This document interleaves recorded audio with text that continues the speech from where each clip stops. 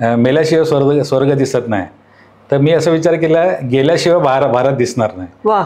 त्याच्यामुळं मग आम्ही ती सुरुवात केली. मी म्हटलं की माझा प्लॅन भारतात फिरायचा आहे आणि मला ही गाडी आवडलेली आहे, पण माझी एकच अट आहे तुम्हाला की ही गाडी जर आपल्या पुण्यातला लोहगडचा घाट जर चढली तर मी तुमची गाडी 101% घेणार. तुम्ही वर चढले की तुम्हाला मी चेक देतो. जगामध्ये 195 देश आहेत. बर. आणि 195 देशातले 17 देश असे आहेत की त्याच्यातून ट्रॉपिक ऑफ कॅन्सर पास झालेले आहे आणि ते भारताच्या 8 राज्यांमधून पास झालेले आणि तसे 8 पॉईंट्स अख्ख्या भारतामध्ये ते केलेले आहेत. आमच्याकडे बघितलं की असं लोक असं म्हणतात की ह्या वयामध्ये तुम्ही इथं कसं काय आला, पण मला असं सांगावंसं वाटेल की age is not a number. तुम्हाला एज नको आहे, करेज पाहिजे. तर अटल टनल पास केल्यानंतर एकदम वातावरण वेगळं होऊन जातं. पण मग पुढे आम्ही जिस्पापर्यंत गेलो आणि जिस्पाला मला पहिला झटका बसला. म्हणजे न कळत जसं आम्ही हे जो आम्ही रेकॉर्ड जे केलं जे न कळत झालं आमच्याकडून, तर ती उभा भारत, आडवा भारत आणि कोस्टल भारतची ही ट्रिप आमची जी झाली ती 18 नोव्हेंबरला. नमस्कार. ट्रॅव्हल टेल्स बाय कविता या माझ्या यूट्यूब चॅनलवर तुमचं पुन्हा एकदा सहर्ष स्वागत. आज आपले इथे जे पाहुणे आलेले आहेत ते आपल्या एका सिरीजचा भाग आहेत, कपल ऑन व्हील्स. आणि हे खरोखर मला पहिले जे पाहुणे मिळालेले आहेत त्यांची मी तुम्हाला ओळख करून देणार आहे. तेच आपल्याला ते कपल भारतभर कसं फिरलं या भ्रमंतीमध्ये ते आपल्याला घेऊन जातील सगळीकडे. प्रवीण श्रीसुंदरजी, तुमचं सहर्ष स्वागत. प्रवीणजी आणि त्यांची सहचारिणी सुहासिनी या दोघांनी मिळून हा पूर्ण भारताचा दौरा केलेला आहे. त्यांच्याशी आपण गप्पा सुरू करूया. नमस्कार, आपलं स्वागत आहे. नमस्कार. नमस्कार. नमस्कार. प्रवीणजी, तुमच्या पोस्ट मी बऱ्याचशा वाचत होते फेसबुकवरती किंवा कुठे कुठे, आणि ते वाचल्यानंतर म्हणजे खरोखर तुमची पूर्ण जर्नी मी फॉलो केली आणि इट वॉज सो इन्स्पायरिंग की तुम्ही दोघंच जणं पूर्ण भारतभर फिरलात. तर मला जरा तुम्ही सांगू शकाल का की ही कल्पना तुमच्यामध्ये कुठून आली आणि केव्हापासून ही सुरुवात केली? ओके. तसं म्हणायचं तर म्हणजे आपण पुणेकर आहोत मूळचे आणि पुण्याच्या सभोवताली तर पुष्कळसे गड किल्ले आहेत. हो. कॉलेज लाईफमध्ये पण माझी ती तशी सुरुवात झाली होती की गड किल्ल्यांवर जाऊ. आणि जशी आमची दोघांची ओळख झाली, पुढे आम्ही म्हणजे आमचं जीवन पुढं चालू झालं, तर आम्ही स्थानिक ठिकाणी पुष्कळ ठिकाणी फिरत होतो. जसं मोटरसायकल म्हणा किंवा स्कूटर म्हणा किंवा पुणे जिल्हा असे परिसरातलं एक दिवसाचं जे काय असेल ते. बरोबर. मग मुलं छोटी असताना त्यांना घेऊन फिरत होतो. आणि मग कालांतराने एक छोटी गाडी घेतली आणि आम्ही महाराष्ट्रात बऱ्याच ठिकाणी फिरलो. बर. आणि तेव्हा मुलं शिकत होती, त्यांचं कॉलेज लाईफ होतं. आणि थोडंसं ते सेटल झाल्यानंतर आम्हाला असं वाटायला लागलं की शेजारच्या राज्यात गेलं पाहिजे. बर. म्हणून आम्ही आमच्याच गाडीने शेजारच्या राज्यात गेलो. अर्थात आम्ही दोघंच गेलो. मुलं त्यांच्या कॉलेजमध्ये किंवा काही प्रोजेक्ट्समध्ये बिझी होतं. आणि जसं जसं माझं वय वाढत गेलं आणि माझ्या नोकरीच्या उत्तरार्धाकडे मी यायला लागलो, तेव्हा मला असं वाटायला लागलं की आपण शेजार पाजारचे तर राज्य बघितलेले आहेत, परंतु भारत नाही बघितला आपण. बर. कारण मी ज्या सेवेमध्ये होतो ती भारत सरकारची सेवा आहे, मिनिस्ट्री ऑफ डिफेन्स. बर. आणि सगळीकडे आमच्या जवळजवळ पुष्कळशे कंपनीज ऑल भारतभर आम्ही विखुरलेले आहेत. आणि तिथे मी गेलो होतो, पण मला असं वाटलं की मी स्वतः माझ्या वाहनाने काही कुठे गेलो नाही आहे. त्याच्यामुळं आम्ही एक सुरुवात करावी म्हणून आम्ही असं ठरवलं की आपण आता भारत बघायचा बाय रोड, स्वतः चालवत जाऊन. आणि मराठीत एक अशी म्हण आहे ना की मेल्याशिवाय स्वर्ग दिसत नाही. तर मी असं विचार केला गेल्याशिवाय भारत दिसणार नाही. वा. त्याच्यामुळं मग आम्ही ती सुरुवात केली. अर्थात तयारी कुठलीच नव्हती की आणि कोणाला विचारायचं तर कोणाला विचारायचं असा एक प्रश्न होता. बरोबर. आणि माझी एक सवय अशी आहे की मला कोणाला विचारायला नाही आवडत. बर. म्हणजे कोणाचा सल्ला घेऊन मी कुठेतरी जाईन आणि मी काहीतरी करीन असं मला कधीच आवडत नाही. त्याच्यामुळं आम्ही विचार केला की माझी अशी एक सवय आहे की जे होईल ते होईल. बर. जे होईल ते होईल. अगदीच अडचण झाली तर आम्ही माघारी येऊ, पण असं विचार केला की नाही, करून तर बघू. आणि केल्याशिवाय तर होणार नाही. नक्की. आणि मी ज्या कॉलेजमध्ये शिकलो, नूतन मराठी विद्यालय ज्युनियर कॉलेजमध्ये, नुमवी. हा नुमवी, त्यांचं ब्रीदवाक्य किंवा शाळेचं जे घोषवाक्य असतं ते होतं, हाती गेल ते तडीच न्या. बरं. त्याच्यामुळं मी आजपर्यंत जिथं जिथं गेलो ती गोष्ट आत्तापर्यंत कधीच मी अर्धवट सोडून माघारी नाही आलेलो. वा. कधी कधी अडचणी आल्या या प्रवासामध्ये, पण आम्ही मग तिथे थांबलो 2 दिवस, की ठीक आहे 2 दिवसांनी आपण पुढे जाऊ. बरोबर. कारण एवढा प्रवास केला आणि आम्ही 3000 किलोमीटर 4000 किलोमीटर जर लांब पोचलोय, तर छोट्याशा कारणासाठी परत यायचं तर परत जाणं होत नाही 4000 किलोमीटर. त्यापेक्षा तिथे 2 दिवस थांबलेलं परवडतं. अशा दृष्टीने आम्ही आमच्या भारताच्या ज्या भ्रमंती आपण म्हणतो ती सुरू केली. तुम्ही हे भ्रमंती करताना तुमचं काही प्लॅनिंग सुरुवातीला तुम्ही काय करता, म्हणजे नेमकं कसं ठरवता? पहिल्यांदा तर मला असं सांगावंसं वाटतं की आम्ही प्लॅनिंग असं काही नाही माझं, खरं सांगायचं. नो प्लॅनिंग, अनप्लॅन्ड आहे, टोटली अनप्लॅन्ड. कदाचित काही लोकांना थोडं वेगळं वाटेल की ते ठरवतात की आज इकडे, उद्या तिकडे, परवा तिकडे, 2 दिवस इकडे मुक्काम, असं फिरायचं. माझं बाय रोड जाताना काहीही प्लॅनिंग नसतं. बरं. कदाचित मी 200 किलोमीटर पण प्रवास करू शकतो किंवा मी 600 किलोमीटर पण प्रवास करू शकतो.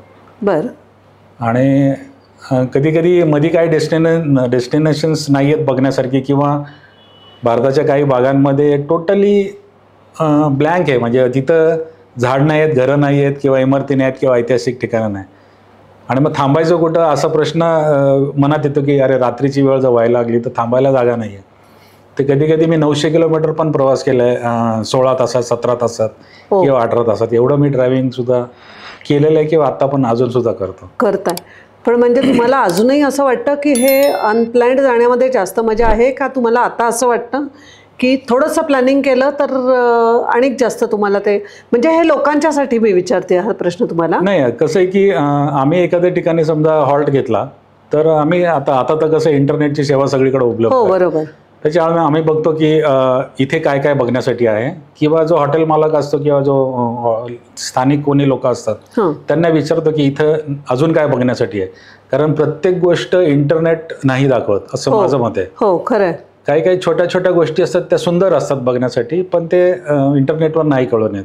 बरोबर. तर आम्ही लोकल लोकांना विचारतो किंवा हॉटेल मालकाला विचारतो की इथे काय आहे, आणि मग आम्ही कदाचित ती 2 किंवा 3 दिवस तिथेच.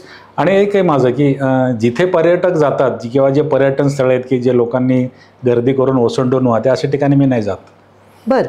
मी काहीतरी असं ऑफबीट जाईल, मी कोणाच्या तरी गावात जाईल, घरात जाईल, नमस्कार चमत्कार करून त्यांना मी विचारेल की आम्ही तुमच्याकडे बसू का, बोलू का. बरं. मग ते आम्हाला सगळं आमच्याकडे बघून ते म्हणतात की कोणीतरी ज्येष्ठ नागरिक दिसतात, त्याच्यामुळे आम्हाला वागणूकही खूप छान मिळते. पण म्हणजे हा आपल्या दृष्टीने अगदी सांगायचं की भारतामध्ये कोणीही कुठेही गेलं तर अतिथी भव देवो भव हे जे म्हणतात त्याप्रमाणे तुम्हाला तो अनुभव आलाय पूर्णपणे. आणि असे कित्येक लोक भेटले आम्हाला की आम्ही गेल्यानंतर आम्ही आमची ओळख सांगितली, मग आम्ही बोललो. त्यांनी आम्हाला त्यांचे नंबर दिले आणि सांगितलं की या एरियामध्ये तुम्हाला काहीही प्रॉब्लेम आला तर त्वरित आम्हाला कॉल करा, आम्ही तुमच्यासाठी तत्पर सेवा, म्हणजे अगदी तुमच्यासाठी हजर आहे. म्हणजे इतकं लोक करतात. नक्कीच नक्कीच. तुमचं मी मगाशी म्हटलं त्यानुसार की मी तुम्हाला फॉलो करत होते फेसबुकवरती. तुम्ही तुमच्या आत्ताच्या प्रवासाबद्दलचं सगळं लिहिलेलं होतं. तर बलेरो घेऊन निघणं ह्याला काही तुमचं स्पेसिफिक कारण होतं? आत्ताची तुम्ही ही जी केली, तुम्हाला 2 मोठे पुरस्कारही मिळाले, त्याच्याबद्दल आपण नंतर सविस्तर बोलूच यात पॉडकास्टमध्ये. पण बलेरो घेण्याच्या आधी तुम्ही आधी काही स्टडी केलेलं होतं, कुठल्या गाड्या घ्यायच्या वगैरे असं काही? नाही, तुम्ही ॲक्च्युली खरं चांगला प्रश्न विचारला. माझ्या लक्षात तो आला नव्हता. पण आम्ही सुरुवात केली ती कर्नाटकमधून, म्हणजे हंपी बदामीसारखी आम्ही काही स्थळं केली.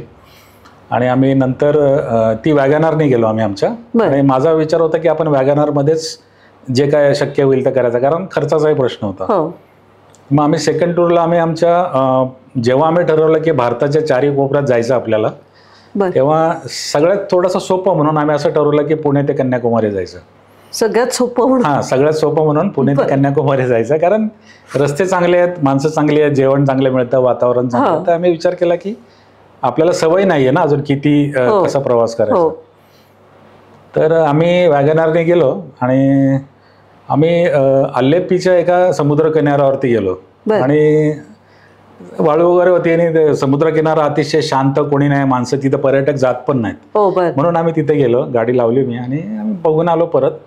आणि जशी गाडी काढताना मी रिव्हर्समध्ये टाकली तिथे वाळूमध्ये रुतून बसली. आणि ती काढायला पण माणसं पण नाहीत बरोबर की कोणाला बोलवा, कारण अख्ख्या गावामध्ये सगळी शांतता. हो बर.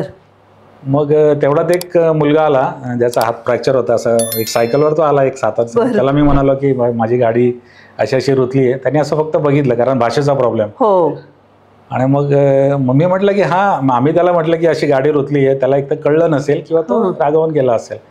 पण ते एक 2-3 मिनिटांनी 4-5 लोकांना घेऊन आला. हो बर. आणि ती लोक मला काय काय बोलली मला आठवत नाही, की कारण भाषेमुळे कळलं नाही की ते मला रागवत आहेत की इथं कशाला गाडी घातली म्हणून. पण मग त्यांनी ती जेव्हा रिव्हर्स काढली आणि त्यावेळेस ती गाडीची रेस झाली, त्याच्यामुळे त्याची बॅटरी डाऊन झाली टोटली आणि ती गाडी बंद पडली. मग आम्ही ते टोईंग करून तिला त्याच्या सर्व्हिस सेंटरला नेलं. लकीली होतं ते 25 किलोमीटर होती लांब. आणि मग तेव्हा असं ठरवलं की या गाडीला काही विशेष ताकद नाहीये, लांबच्या प्रवासासाठी ही गाडी योग्य नाहीये असं माझं मत आहे. आणि गाडीला स्पीड पण नाही घेत आहेत, कारण छोटी गाडी असल्यामुळं किंवा अपघाताचा धोका जास्त आहे. मी विचार केला की आपण थोडी मोठी गाडी घ्यावी, मोठी वाहन घ्यावं म्हणून. ओके. आणि मग 5-6 गाड्यांची ट्रायल घेतली मी पुण्यात आल्यानंतर परत.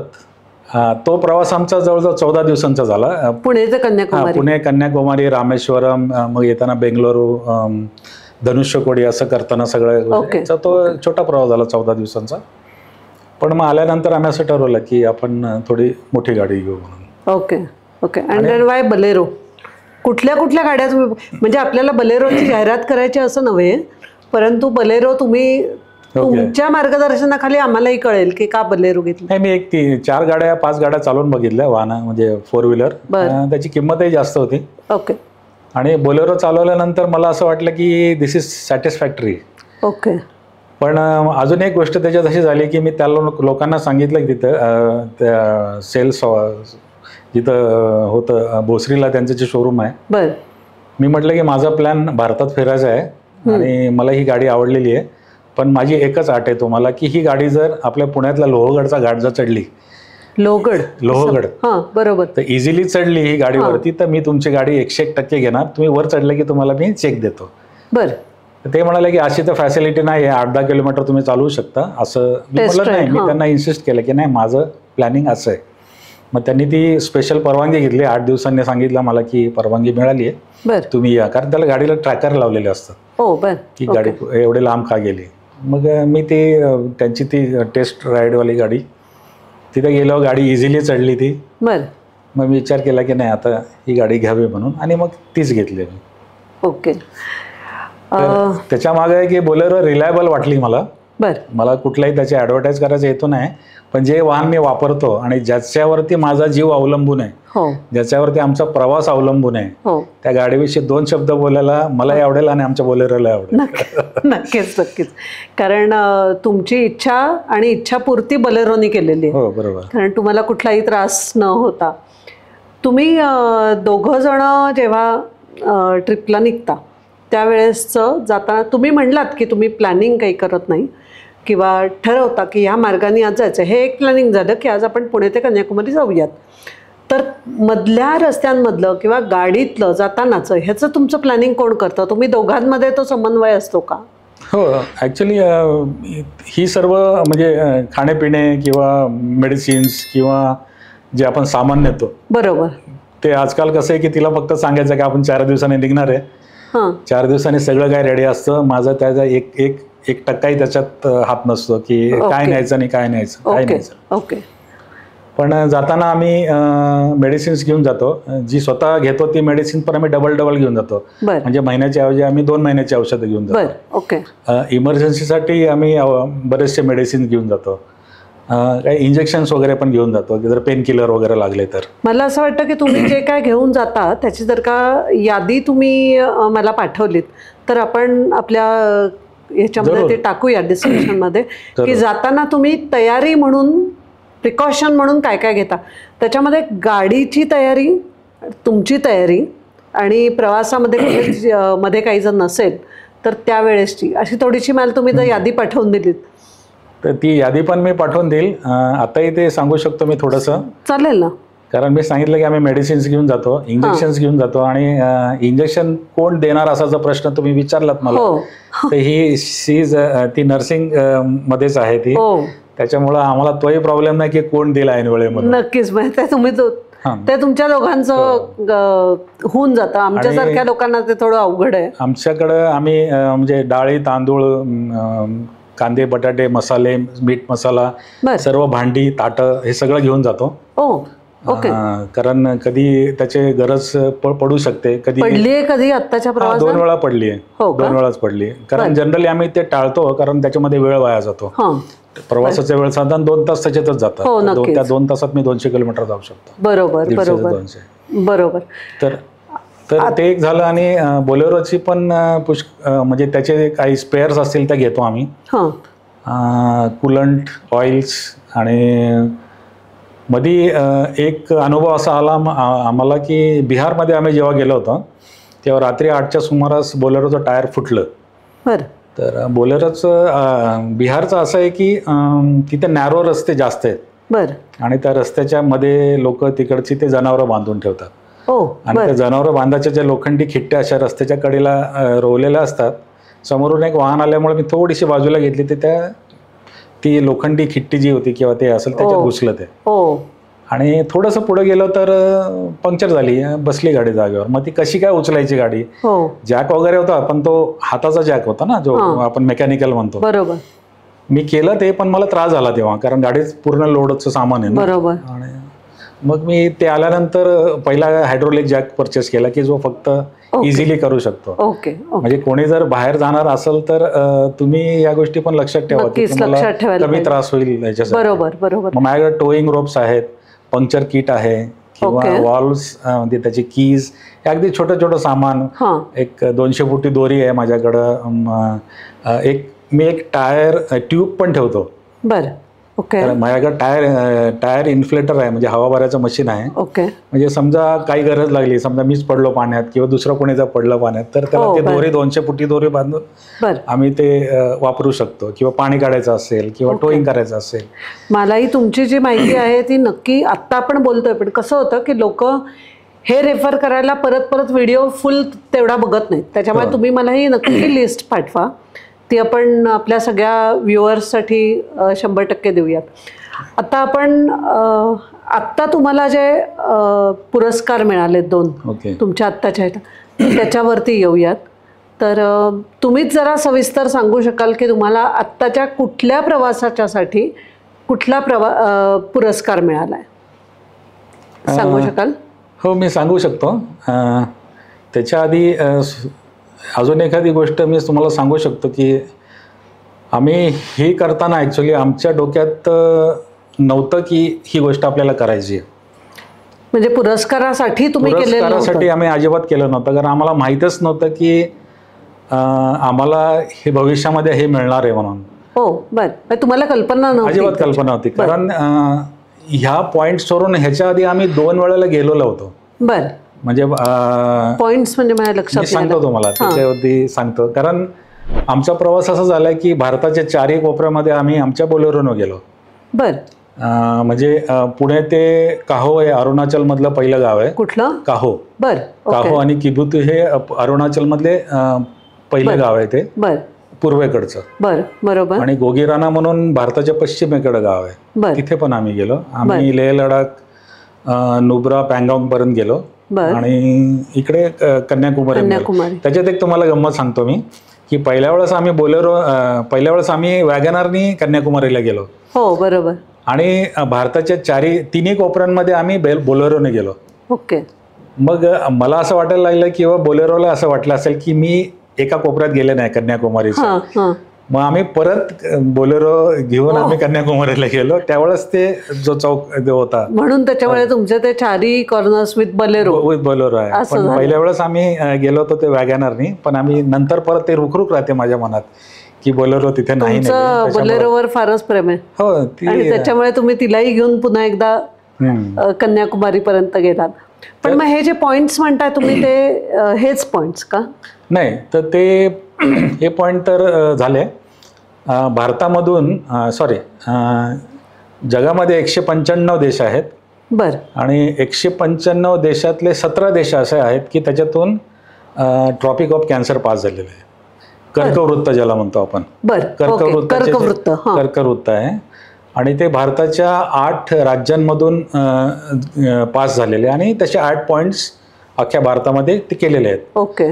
ते म्हणजे गुजरात, राजस्थान, मध्य प्रदेश,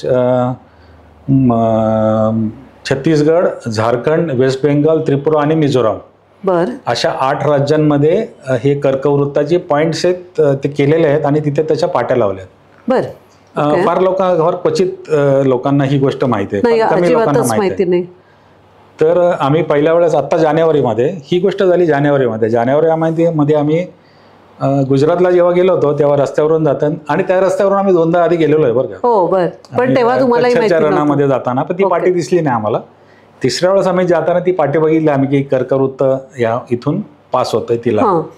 मग आम्ही तिथं थांबलो, फोटो वगैरे काढले, म्हटलं काहीतरी वेगळं आहे. आणि मग संध्याकाळी जेव्हा आम्ही हॉटेलला पोहोचलो तेव्हा आम्ही ते गुगलवरती सर्च केलं. बर. तिथं असं दाखवलं की हे 8 पॉईंट्स आहेत भारतामध्ये. ओके. मग ते कुठे आहेत तर ते राजस्थानमध्ये आहे आणि मध्य प्रदेशमध्ये. आम्ही म्हणालो की अरे आपण इकडे तर जाणारच आहे. मग आम्ही काय केलं की त्या आमच्या जानेवारीच्या ट्रिपमध्ये आम्ही त्या 3 पॉईंट्सला गेलो आम्ही. बर. आणि तो म्हणजे सगळं फिरून आणि तिथे जाऊन तो प्रवास झाला 6,000 किलोमीटर. 6,000 आणि 22 दिवस. बर. ओके. मग आम्ही त्याच्यानंतर घरी आलो कारण रेस्ट पण पाहिजे होती आणि मग आम्ही मार्च 25 मध्ये असं ठरवलं की उरलेल्या 5 पॉईंट्सला आपण जाऊ म्हणून. बर. आणि मग मार्च 25 मध्ये आम्ही त्या छत्तीसगड, झारखंड आणि वेस्ट बेंगॉलच्या 3 पॉईंटला पहिल्यांदा गेलो आणि तिथं मग मी थोडासा विचार केला की आता पुढे जाऊ का नाही. बर. कारण तिथून वेस्ट बेंगॉलमधून त्रिपुराचा जो पॉईंट आहे तो 1700 किलोमीटर लांब आहे. 1700? 1700 किलोमीटर लांब आहे. पण मी विचार केला जाऊ का नको, कारण 1700 किलोमीटर इज नॉट जोक ना. नॉर्थ ईस्टचं जे भौगोलिक परिस्थिती ती अतिशय बेकार आहे. म्हणजे उंच सकल रस्ते, 40, 45, 50 डिग्री मधले रस्ते आहेत. जसं त्रिपुराला आम्ही अनुभव घेतला. तर मग पण विचार केला की ठीक आहे, मी म्हटलो ना की हाती घ्याल ते तडीच नाही असं माझं हे अनुभवी. त्याच्यामुळं मी विचार केला की नाही आपण जाऊ. मग आम्ही तिथून आगरताळ्याला पोहोचलो. आगरताळ्याला असा प्रॉब्लेम झाला की तिथे स्थानिक लोकांनी काही भाषाच्या वादावरून तिथे बंद केला होता, दंगल झाली होती. मग आम्ही आगरताळ्याच्या बॉर्डरला एंट्रीच्या आधी तिथे थांबून राहिलो. एक 8-10 तास थांबलो तिथं आम्ही की आत्ता जाईल, आत्ताच झोड केला. पण तिथं टोटल मिलिटरी, टोटल पोलीस, त्यांनी सांगितलं की कोणालाही आम्ही सोडणार नाही. मग आम्ही मागं आलो, कुमार घाट म्हणून 50 किलोमीटर परत आलो. तिथे राहिलो आम्ही. आणि मग रात्री कळालं की नाही ते त्यांनी ते बंद जो होता तो म्हणजे आता ओपन केले रस्ते. पण दुसऱ्या दिवशी आम्ही त्या रस्त्याने जाताना दिसलं की त्यांनी ते JCBने सगळे रस्ते उघडून ठेवलेत. सगळ्या रस्त्याला उघडून ठेवलं. पण म्हणजे हे तुम्हाला कठीण झालं? हो, कठीण झालं. पण आम्ही 3ऱ्या-4थ्या दिवशी जेव्हा परत आलो तेव्हा ते रस्ते पूर्ववत लोकांनी रिपेअर केले होते. ओके. म्हणजे ते सुद्धा काम त्यांनी तेवढं, तो आमचा 7वा पॉईंट झाला तिथे. ओके.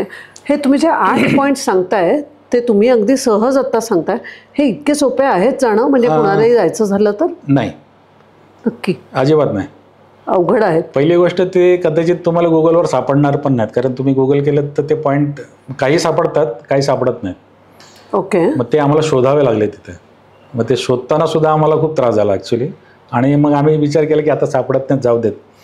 आणि आम्हाला समोर दिसला तो पॉईंट. तर आम्ही म्हणजे ते घडायचं होतं. हो, आम्ही तसं युरोका आम्ही नक्कीच. नाही म्हणजे ह्या 8 पॉईंट्स तुम्ही केल्यामुळे तुम्हाला हा पुरस्कार मिळाला. हो, म्हणजे हे खरंच योगायोग आहे. आणि पुणे ते गुजरात समजा, आणि गुजरात ते मिझोराम हा शेवटचा पॉईंट, परत बॅक टू पुणे.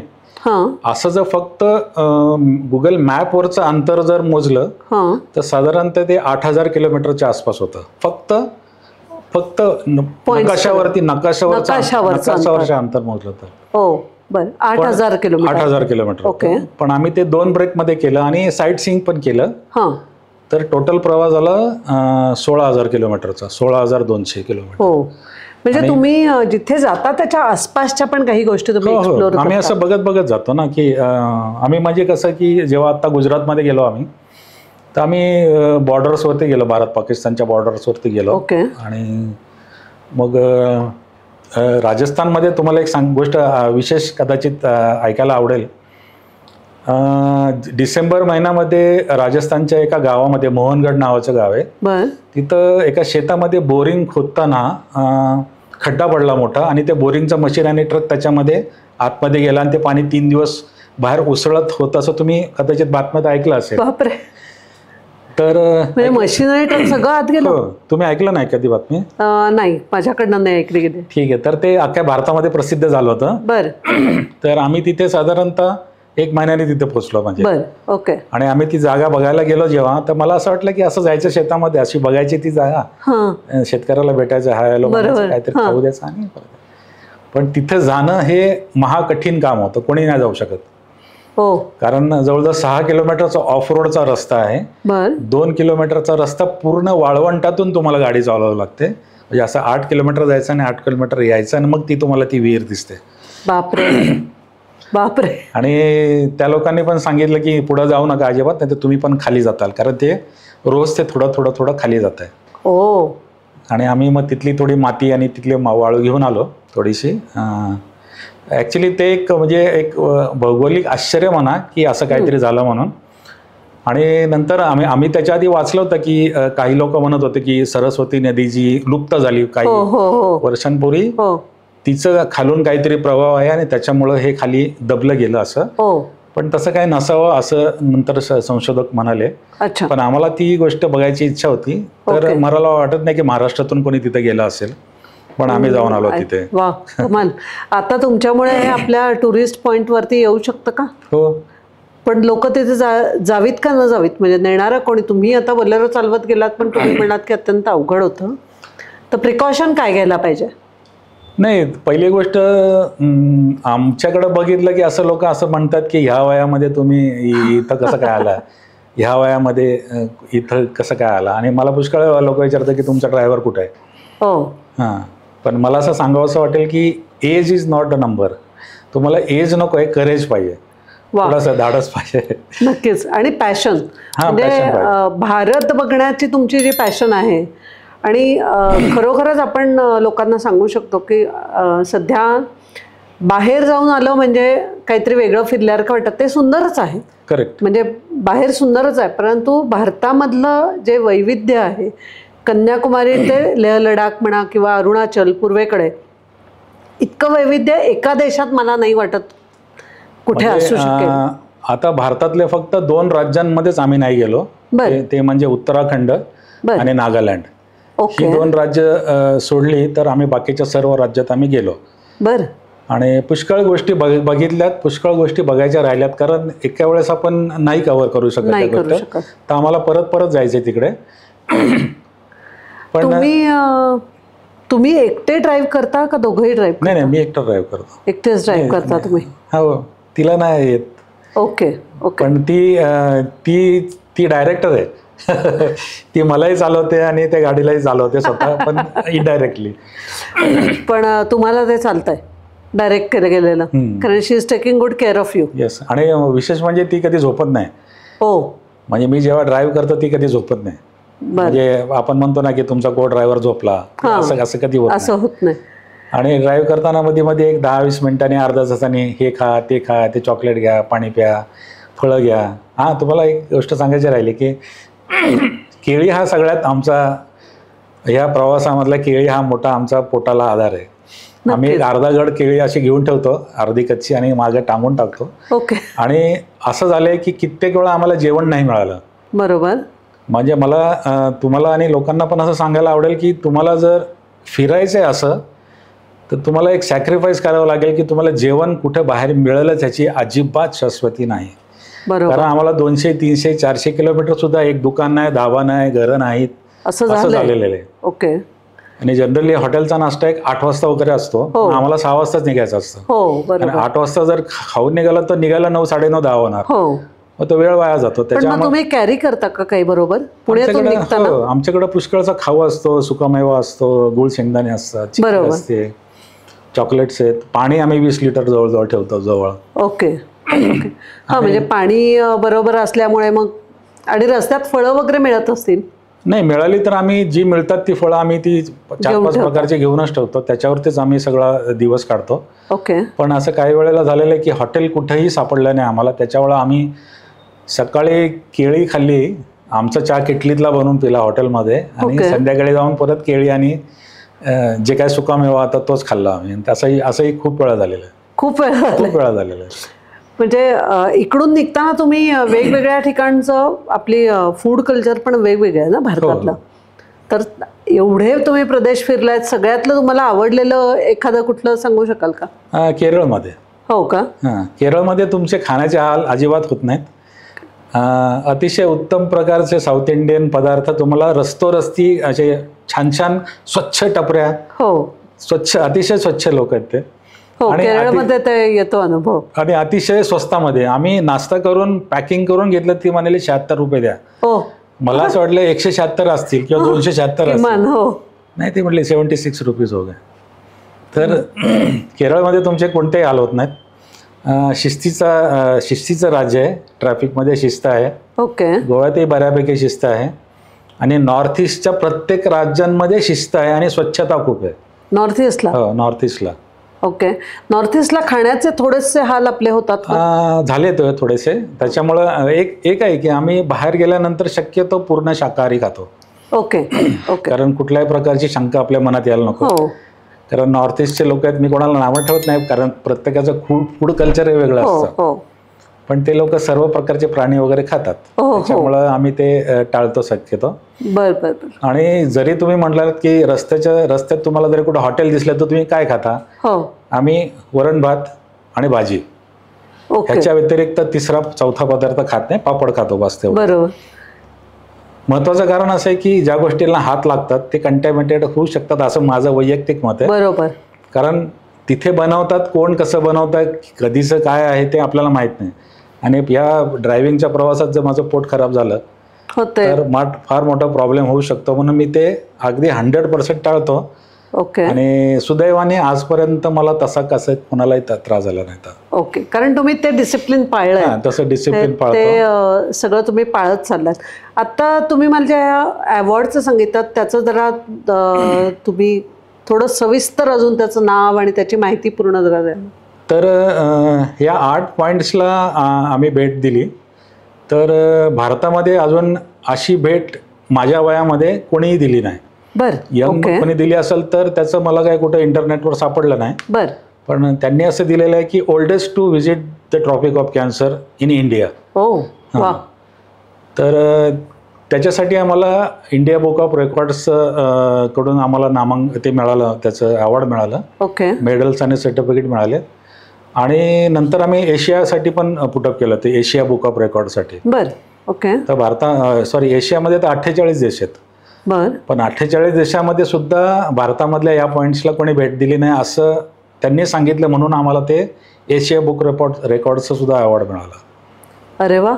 म्हणजे आपल्यासमोर आज खूपच अद्भुत, आत्ता आणि रिसेंटलीच मिळाला. आता मागच्या आठवड्यातच आम्हाला ते मिळाला. म्हणजे कुठल्याही पुरस्काराच्या मागे न धावता खरोखर योगायोग आणि पर्सिव्हिअरन्स नंतरचा, याच्यामुळे इंडिया बुक ऑफ रेकॉर्ड्स आणि एशिया बुक ऑफ रेकॉर्ड्स, आपले आजचे पाहुणे जे आहेत ते ह्या 2 रेकॉर्डचे होल्डर आहेत. अत्यंत धन्यवाद.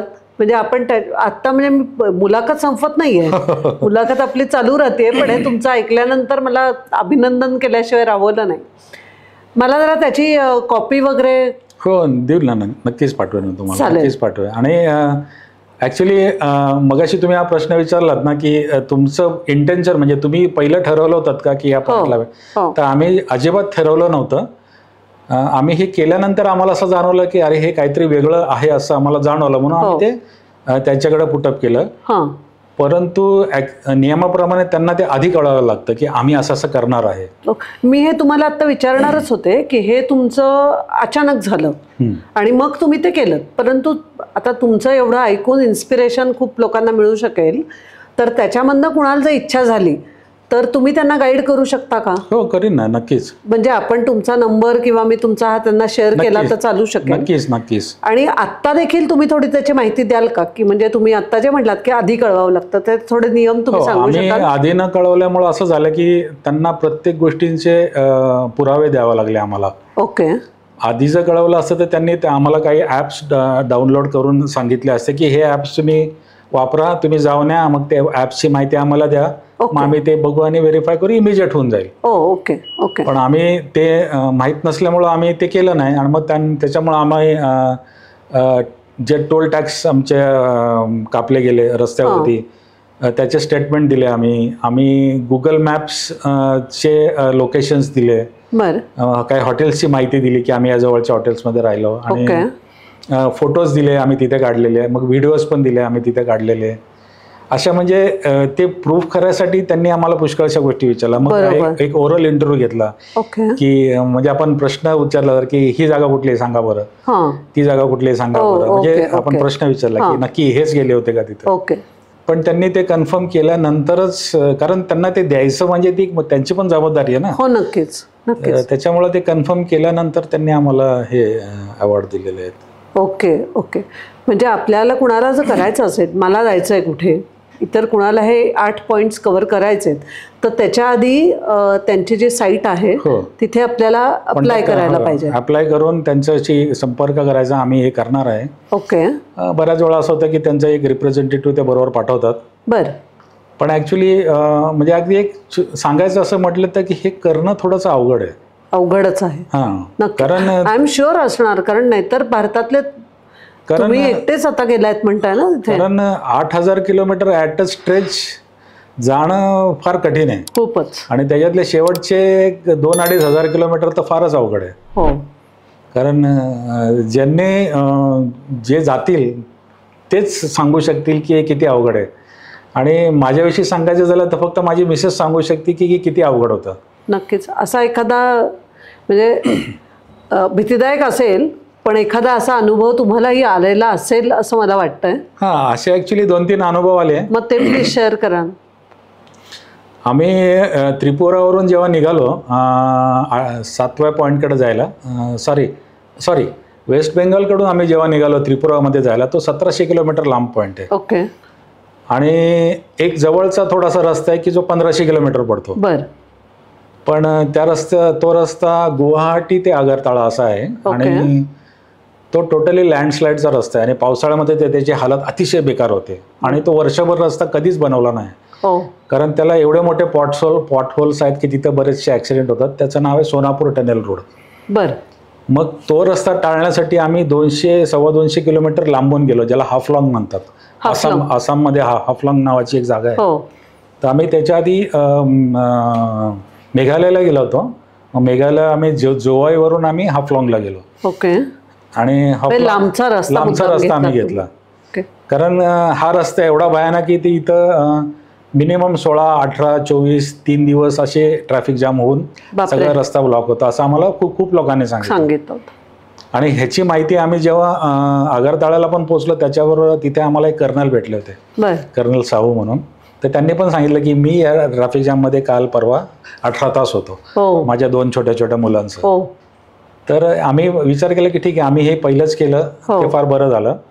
पण हाफलॉंगचा रस्ता जो होता तो सुद्धा हा 19 आहे तर तो 20 आहे, एवढाच फरक होता. तेवढाच फरक. कारण आम्हाला 30 किलोमीटरचा एक घाट पार करायला 3 तास लागले. बापरे. घाट फक्त 30 किलोमीटरचा, आणि तो पण आम्हाला उतरायचा होता. तर तो घाट उतरायला आम्हाला 3 तास लागले. एवढा तो घाट खराब होता, ट्रॅफिक जाम, खड्डे, चिखल, धूळ.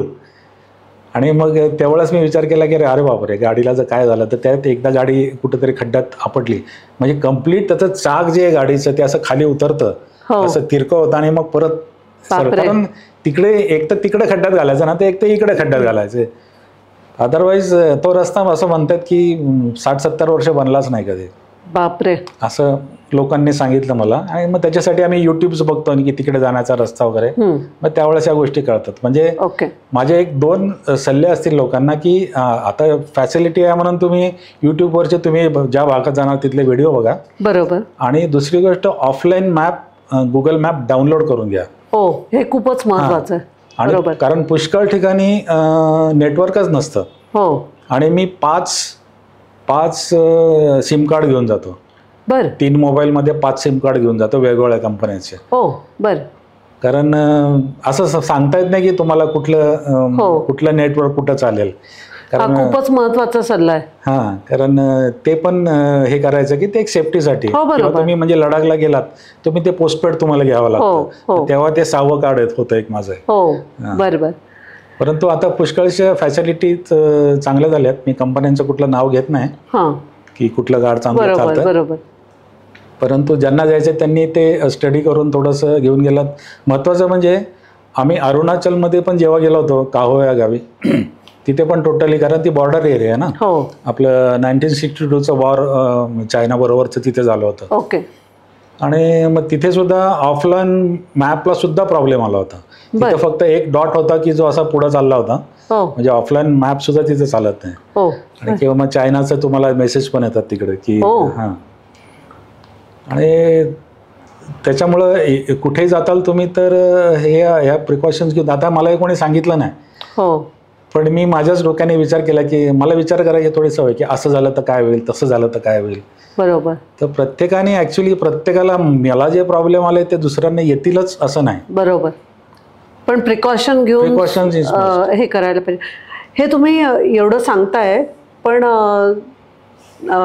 हे इतके भयानक रस्ते वेगवेगळ्या ठिकाणी गेलात तुम्ही, आय एम शुअर सगळं स्मूथ नसणारच आहे. म्हणजे एवढ्या ह्याच्यामध्ये कुठे असा प्रश्न नाही पडला तुम्हाला किंवा मिसेस नाही का करतोय मी, असा एखादा प्रसंग की का आलोय इथे मी?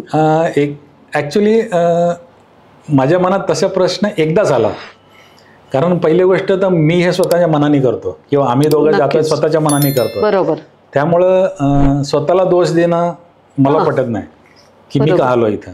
पण तरीसुद्धा एकदा असं झालं. एकदाच आम्ही तेव्हा काहो इथे चाललो होतो अरुणाचलमध्ये.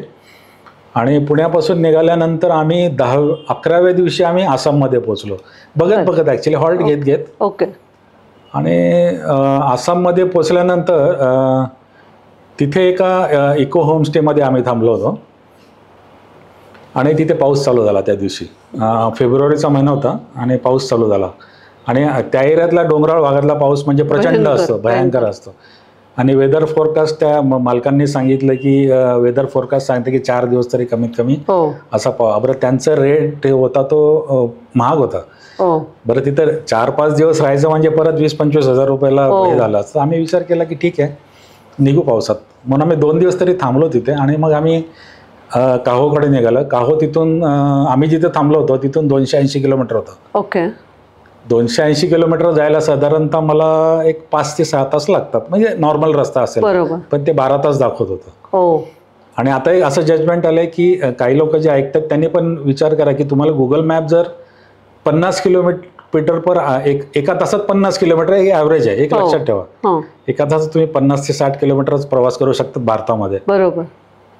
तर 280 किलोमीटरला 6 तास लागले होते, पण लागायला पाहिजे होते, पण ते 12 तास दाखवते. याचा अर्थ रस्त्यात खराबी आहे. हा एक कॅल्क्युलेशन तुमच्या डोक्यात तयार राहिलं. बरोबर. तर आम्ही जेव्हा तिथे पोचलो साधारणतः 125 किलोमीटर राहिल्यानंतर तिथे डोंगराळ प्रदेश चालू झाला. एक 10 फुटी रस्ता, उजव्या हाताला लोहित नदीची नदी येते त्याची दरी. आणि पाऊस 2 दिवस झाले पडत असल्यामुळं रस्त्याला जवळजवळ तिथे जाईपर्यंत 25 दरडी पडल्या होत्या. दरड. बापरे. लँडस्लाइड्स. बापरे. मला सुद्धा आता सुद्धा हे वाटतंय. आणि नेटवर्क नाही, अख्ख्या रस्त्याला चिखल आणि स्लर म्हणतात ना, तो स्लर वाहून आलेले. आणि सगळ्या रस्त्यात पाणी साठलेलं. असे जिथं खड्डे होते तिथं की बोलेरोचा पूर्ण चाक बुडत होता. आणि नेटवर्क नाही, माणसं नाहीत.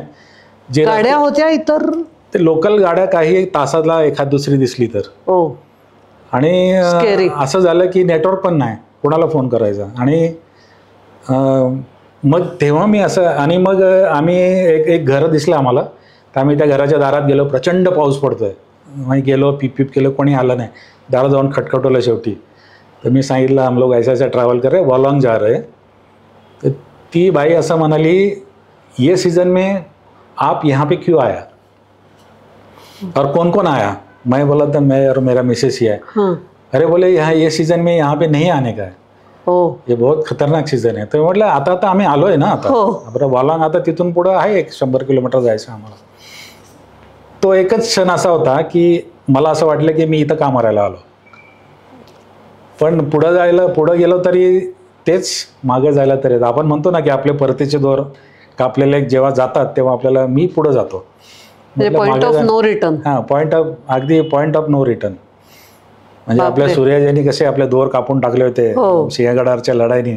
शेवटी आपलं जरी आपण महाराष्ट्राचे माणसं आहेत, मराठी माणसं आहेत, आपल्याला तो एक इतिहास आहे आपला की मागे वळायचं नाही, म्हणजे मॉडेल पण वागणार नाही.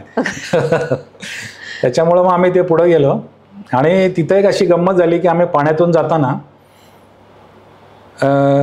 पाण्यातून 3-4 वेळा पुढे मोठ्या पाण्यातून गेलो आणि पुढे एका ठिकाणी तर रिलॅक्स व्हावं म्हणून थांबलो आम्ही. आणि माझं लक्ष बोलेरोकडे गेलं तर त्याची नंबर प्लेटच गायब झाली होती. तर ती अशी पाण्यातून जाताना कुठेतरी उपसून निघाली आणि ती पडली कुठं. तर आता काय करायचं, कारण एकतर आपण रिस्ट्रिक्टेड एरियामध्ये आणि गाडीला नंबर प्लेट नाही आहे. पण मी एका कागदावर खरडला नंबर, पुढे चिटकून टाकला आणि मी म्हटलं की माझ्याकडे ministry of defence I card आहे, तर तसा काय प्रॉब्लेम येणार नाही. पण अख्ख्या अरुणाचलमधून तिथून आम्ही पुढे मेघालयला पण गेलो, पण आम्हाला पुण्यात येऊपर्यंत कोणीही विचारलं नाही की तुमच्या गाडीला नंबर का नाही. पण दॅट डेंजरस. हां, फक्त एकच एक किस्सा झाला तो मला सांगतो मी. आम्ही तिथनं मेघालयला जेव्हा गेलो तिकडं कुठल्या तरी इलेक्शन्स चालू होत्या. मग त्यांनी आम्हाला थोडंसं बाजूला घेतलं, या बाजूला म्हटले, कारण गाडीचा नंबर नाही तर कुठली आहे तर माहीत नाही. मग त्यांनी म्हटले की नंबर, कारण तेव्हा ते पैसे वगैरे नेतात लोक नाही का वाटायसाठी, तर गाडीची चेकिंग करायसाठी. तर मी म्हटलं आपके बडे साहेब कोण आहे, तर त्यांनी सांगितलं की ते तिकडं आहेत. तर मी म्हटलं मी त्यांच्याशी पहिलं बोलतो. मग म्हटलं जय हिंद सर. गेलो त्यांच्याकडं. मी म्हटलं की मी पुण्यावरून ट्रॅव्हल करतो, असं अरुणाचल होतं, गाडीचा नंबर प्लेट तिकडं पडली आणि ही मला आता पुण्यात गेल्यानंतरच मिळेल. तरी ते थोडेसे जरा उद्धटसारखे बोलले, कारण आता ते बॉस होते. तर मग मी त्यांना माझं आय कार्ड दाखवलं की मी असं आहे. मग ते एकदम निवडले ते की ते म्हणलं ठीक आहे इनको जाने दो, काही प्रॉब्लेम नाही. कारण त्यावेळेस मला वाटतं कॅरी करायला 50,000च्या वर अलाउड नव्हतं. आमच्याकडे थोडीशी जास्त रक्कम होती जी आम्ही ठेवतो. म्हणजे म्हणजे दर ठिकाणी जीपे किंवा हे चालतच असं नाही चालत, बऱ्याच ठिकाणी नाही चालत. बरोबर. तर तो एक, आणि आमची एक अशी सवय आहे की आम्ही भारताच्या बऱ्याचशा बॉर्डर्सना आम्ही व्हिजिट केलं. जसं की गुजरातमध्ये नाडा बेट आहे, राजस्थानला बबलियान आहे, किंवा काहोमध्ये जी बॉर्डर आहे भारत तिबेट ची जी बॉर्डर म्हणजे चीन अकोबाट तिबेटची, आणि बांगलादेशची बॉर्डर आहे की डाउकीमध्ये आहे मेघालयमध्ये, जी अखाउरामध्ये आहे त्रिपुरामध्ये, बांगलाबंद आहे ती सिलिगुडीजवळ, आणि पेट्रापोल म्हणून आहे वेस्ट बेंगॉलमध्ये. अशा या 4ही बॉर्डरला आम्ही जाऊन आलो. नंतर भारत म्यानमारची बॉर्डर आहे जी मिझोराममध्ये आहे, तिथे आम्ही गेलो. आणि नथुला पासला आम्ही गेलो की जी भारत चीनची बॉर्डर आहे. या एवढ्या बॉर्डर्स आत्तापर्यंत आम्ही बाय बोलेरो आम्ही गेलो. आणि नथुला पासला बॉर्डरला तिथे वरती नथुला पासची पाटी जिथे, तिथं प्रायव्हेट गाडी न्यायला परवानगी नाहीये, त्याच्यात तुम्हाला माहित असेल. तिथं फक्त टुरिस्टच्या गाड्या जातात. पण माझ्याकडे माझं आय कार्ड असल्यामुळं मला नथुला पासला तिथपर्यंत गाडी नेता आली. मला वाटतं आत्ताच तुम्ही नथुला पास जाऊन आलं. आणि बॉर्डरवरच्या प्रत्येक सैनिकांनी आम्हाला पण ते सहाय्य केलं की अरे पुण्यातून आलेत, आपलाच माणूस आहे रिटायर्ड झालेला. तर त्यांनी आम्हाला प्रत्येक ठिकाणी पुढं उभं राहून आम्ही विथ आमचा तिरंगा तिथे आम्ही प्रत्येक ठिकाणी फोटो काढले. म्हणजे ही आमच्यासाठी खूप आनंदाची गोष्ट आहे की भारताच्या बॉर्डर्सला भेट देणं. अर्थात अजून 2-3 राहिलेले आहेत, पण भविष्यात मी तिथेही जाईन. आत्ता तुम्ही सांगितलं की तुम्ही जवळजवळ बऱ्याचशा तुमच्या बॉर्डर भारताच्या ज्या आहेत त्या करून झाल्यात. अरुणाचलमध्ये तुम्ही काहो नावाच्या गावाचा आत्ता उल्लेख केलात, तर तिथे तुम्हाला काय काय बघायला मिळालं, काय पाहिलं तुम्ही तिथे? काहो हे पहिलं तर भारतातलं पूर्वेकडचं पहिलं गाव. तिथून चायना ऑक्युपाइड तिबेटची बॉर्डर येते. बरं. आणि आम्ही तिथे पोहोचलो तर मगाशी मी म्हटलं तुम्हाला की तिथे पाऊस खूप होता आणि खूप धुकं होतं, आणि त्याच्यामुळं आम्हाला जरी जास्त काही बघायला नाही मिळालं तिथे, तरी आम्ही तिथल्या बॉर्डरवरच्या सैनिकांना आम्ही तिथे भेटलो. आणि आमची एक सवय आहे की आम्ही जाताना आपल्या पुण्यातल्या प्रसिद्ध जे खाऊवाले आहेत त्यांच्याकडून आम्ही असे 10-20 पाकिटं पॅक चिवडा किंवा बाकरवडी किंवा असं काही बरंचसं घेऊन जातो, की असे जे सैनिक भेटतात त्यांना आम्ही तिथं बॉर्डरवर गेल्यानंतर आम्ही ते खाऊ त्यांना देतो. तर काहोच्या बॉर्डरला पण आम्ही तिथे दिला. आणि किबितू नावाचं एक गाव आहे अलीकडे, ती सुद्धा बॉर्डरचंच गाव आहे. तर तो परिसर ॲक्च्युली निर्मनुष्य आहे. म्हणजे कोणी पर्यटक स्वतःच्या गाडीने तिथं जायची शक्यता फार कमी आहे. गेले तर ते भाड्याची गाडी असते किंवा लोकल असतील. बरोबर. तर त्यावेळेसचं वातावरण थोडं हवामान खराब असल्यामुळं आम्ही जेव्हा तिथं प्रवेश केला, तिथं आपले जे जनरल होते रावत, त्यांच्या नावाने एक प्रवेशद्वार केलेलं आहे तिथे. जनरल रावत, बिपिन रावत प्रवेशद्वार. तर तिथपर्यंत आम्ही गेल्यानंतर एकदम निर्मनुष्य वातावरण होतं. पण जसे आमच्या गाडीचा आवाज आला तसे त्यांच्या पोस्टमधून न दिसणाऱ्या त्या पोस्टमधून सोल्जर्स बाहेर आले. आणि अतिशय तगडे, छान 6-6 फुटी यंग मुलं. म्हणजे त्यांना बघून मला असं वाटलं की नाही, भारताचं भविष्य सुरक्षित हातामध्ये आहे. आणि सैनिकाला माझ्या जीवनामध्ये सर्वोच्च स्थान मी देतो. म्हणजे मी जास्त धार्मिक मनुष्य नाही आहे, पण मी सैनिकांना देव मानतो. हे मला यावेळेस आवर्जून सांगायला आवडेल, कारण ते लोक आपल्यासाठी प्राण देतात आणि आपल्यासाठी आपण त्यांच्या जीवावर आज देशामध्ये सुरक्षित राहू शकतो. तर अशा सैनिकांना तिथे जाऊन भेटणं हा आमच्यासाठी खूप आनंदाचा. आणि आपली कृतज्ञता व्यक्त करायची तर आम्ही काय देऊ शकतो, तर आपण त्यांना आम्ही खाऊ देतो तिथे. तर त्यांना सुद्धा आनंद वाटला की कोणीतरी वयस्कर लोक आलेले आहेत आणि ते सिव्हिलियन्स आलेले आहेत, पुण्यातून आलेले आहेत आणि आम्हाला ते भेटतात. तर त्यांना सुद्धा खूप आनंद वाटला. अर्थात तिथं फोटो काढू शकत नाही कारण तो रिस्ट्रिक्टेड एरिया असतो. बरोबर आहे. पण किबितू या गावामध्ये एक बेकरी आहे की जी आर्मीचे लोक चालवतात. म्हणजे भारताच्या अतिपूर्वेकडची पहिली बेकरी म्हणून किबितू बेकरी आहे तिथे. तर तिथे आम्ही गेल्यानंतर ॲक्च्युली ती बंद करायची वेळ झाली होती, कारण 1-1:15 झाला आणि ते लोक चालले होते. पण एक गाडी येते म्हटल्यानंतर ते सगळे रिटर्न आले, 6 लोक. आणि त्यांनी बेकरी उघडली. आम्हाला विचारलं पण नाही तुम्ही बेकरीत येणार आहे का म्हणून. त्यांनी ती बेकरी उघडली आणि आम्हाला दिसलं की ती बेकरी उघडतात. तर मी म्हटलं नाही, आपल्याला आता गेलंच पाहिजे. तर आम्ही गेलो तिथं. ते चहा साधाच असतो, खावा साधाच असतो, पण ते ठिकाण वेगळं असतं. त्याच्यामुळं आम्हाला ते असं काहीतरी विशेष वाटलं की नाही, आपण अशा तऱ्हेने आपण यांना मदत करू शकतो, म्हणून आम्ही तिथे गेलो तिकडे जाऊन. तर आणि तिथे पुष्कळशी आहेत की एक सूर्योदयाचा पॉईंट आहे किंवा गरम पाण्याचे झरे आहेत आणि गाव खूप छान आहे.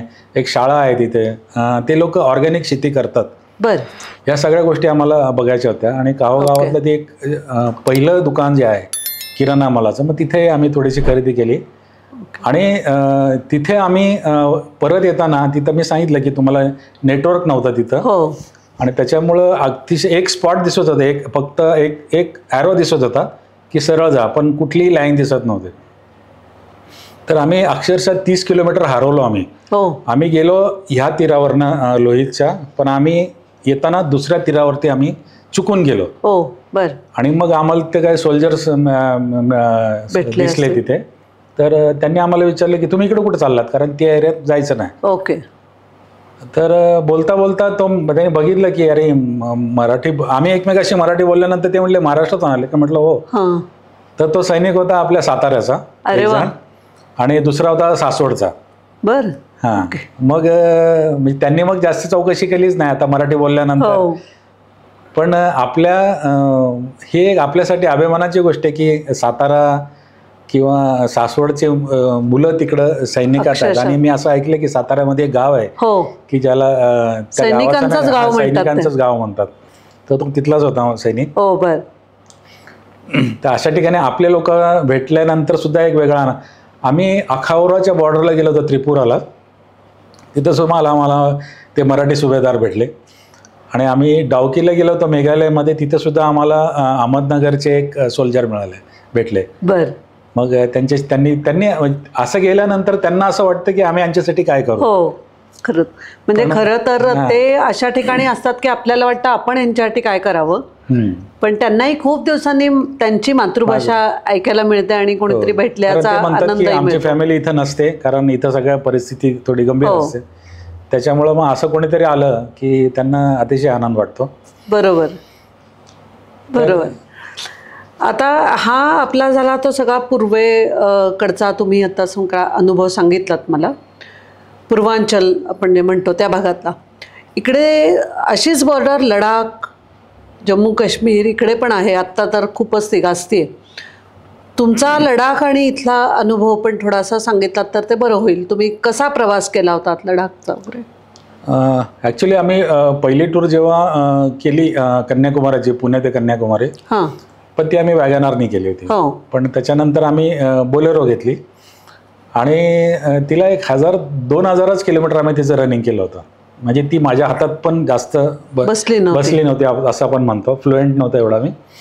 पण तरी मी म्हटलं नाही, माझं जे एक सवय आहे की मुलांनी पण सांगितलं की गाडीला काय होईल, स्वतःचं सामान घ्यायचं, पाठीवर टाकायचं आणि तुम्ही सुरक्षित ठिकाणी जायचं, गाडीला तिकडं काही होऊ देत, कारण तुम्ही जास्त महत्त्वाचे. तर आम्ही त्याच्या हिशोबाने गेलो आणि मी सांगितलं की मी कोणाला विचारत नाही की मी कसं जाऊ, कुठून जाऊ, कधी जाऊ. त्याच्यामुळं आम्ही असं ठरवलं की आपण मनाली मार्गे लेहला जाऊ. बरं. आणि मग म्हणजे हरियाणा म्हणा, तिथून आग्रा आणि चंडीगड आणि मग आम्ही मनालीत पोचलो. बरोबर.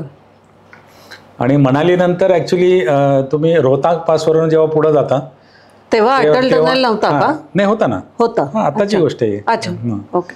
तर अटल टनल पास केल्यानंतर एकदम वातावरण वेगळं होऊन जातं. हो. कारण तो 9 किलोमीटरचा तो जो टनेल आहे. हो. पण मग पुढे आम्ही जिस्पापर्यंत गेलो आणि जिस्पाला मला पहिला झटका बसला. तो झटका कशाचा की अल्टिट्यूड वाढत जातं. हो. आणि या गोष्टीची मला माहिती होती, पण तो प्रॉब्लेम काय होता हे मला माहीत नव्हतं. पण आम्ही जेव्हा जिस्पाला पोचलो तर एकतर प्रचंड थंडी होती, शेजारून वाहणारी एक नदी होती, तिचं नाव विसरलो मी, आणि प्रचंड वारा आणि ते तंबूतला स्टे आमचा. आणि तिथं थांबल्यानंतर ठीक आहे, आम्ही त्या दिवशी रात्री थांबलो. सगळा तो थंडीचा जामा निमा अंगावरती होता. आणि सकाळी उठलो मी, थोडंसं म्हटलं नदीच्या कडेला जाऊन दगड गोळा करावेत. हा, तुम्हाला एक गोष्ट आधी सांगतो की आम्ही प्रत्येक राज्यातून दगड आणि माती घेऊन आलोय. हां, आम्ही दुसरं काही खरेदी करत नाही. अच्छा. दगड आणि माती आम्ही आवर्जून आणतो, कारण आणून ठेवायचं कुठं. आणि ते विनाकारण खरेदी होती की कपडे घे काय, त्यामुळे आम्ही प्रत्येक राज्यातली दगड आणि माती आणलेली आहे. तर सांगायचं असं की मी त्या नदीच्या गाठी गेलो आणि मला असं एकदम असं झालं की मी झोक जाऊन पडतो काय. अल्टिट्यूड. आणि असं 2दा झाल्यानंतर मला असं वाटलं की हे काय होतं असं. तर माझे एक मित्र सहकारी आहेत माझे, श्रीहरी तापकीर म्हणून, त्यांनी एव्हरेस्टला जाऊन आलेले आहेत ते, जेव्हा ऑर्डनन्स फॅक्टरीमध्ये कामाला आहेत. तर मी त्यांना कॉल केला आणि नेटवर्क तिथपर्यंतच होतं. ओके. तर मी त्यांना कॉल केला की म्हटलं असं असं होतं. ते म्हटलं दादा तुम्हाला अल्टिट्यूडचा त्रास होतोय, इथून पुढे आता तुम्ही सगळी काळजी घ्या. मग आम्ही पुढे पांगला जाताना गाटा लूप्स म्हणून एक 21 गाटा लूप्स, एक ते वळणाचा एक घाट येतो की जिथं आपण 4000 फूटाची उंची ॲट अ टाइम ते 22 किलोमीटर झालं. तर वरती गेल्यानंतर वरच्या सेकंड लास्ट वळणावरती एक ट्रक पलटी झाला होता. आणि तो ट्रक पलटी झाल्यामुळं 3 तास वाहतूक मागची खोळंबली होती आणि आम्ही त्या ट्रॅफिक जॅममध्ये तिथेच आम्हाला त्या अल्टिट्यूडला थांबायला लागलं. बरं, युटर्न करून मला खाली परत यायचं म्हटलं तर तो एक प्रॉब्लेमच होता की परत खाली लांब जावं लागलं.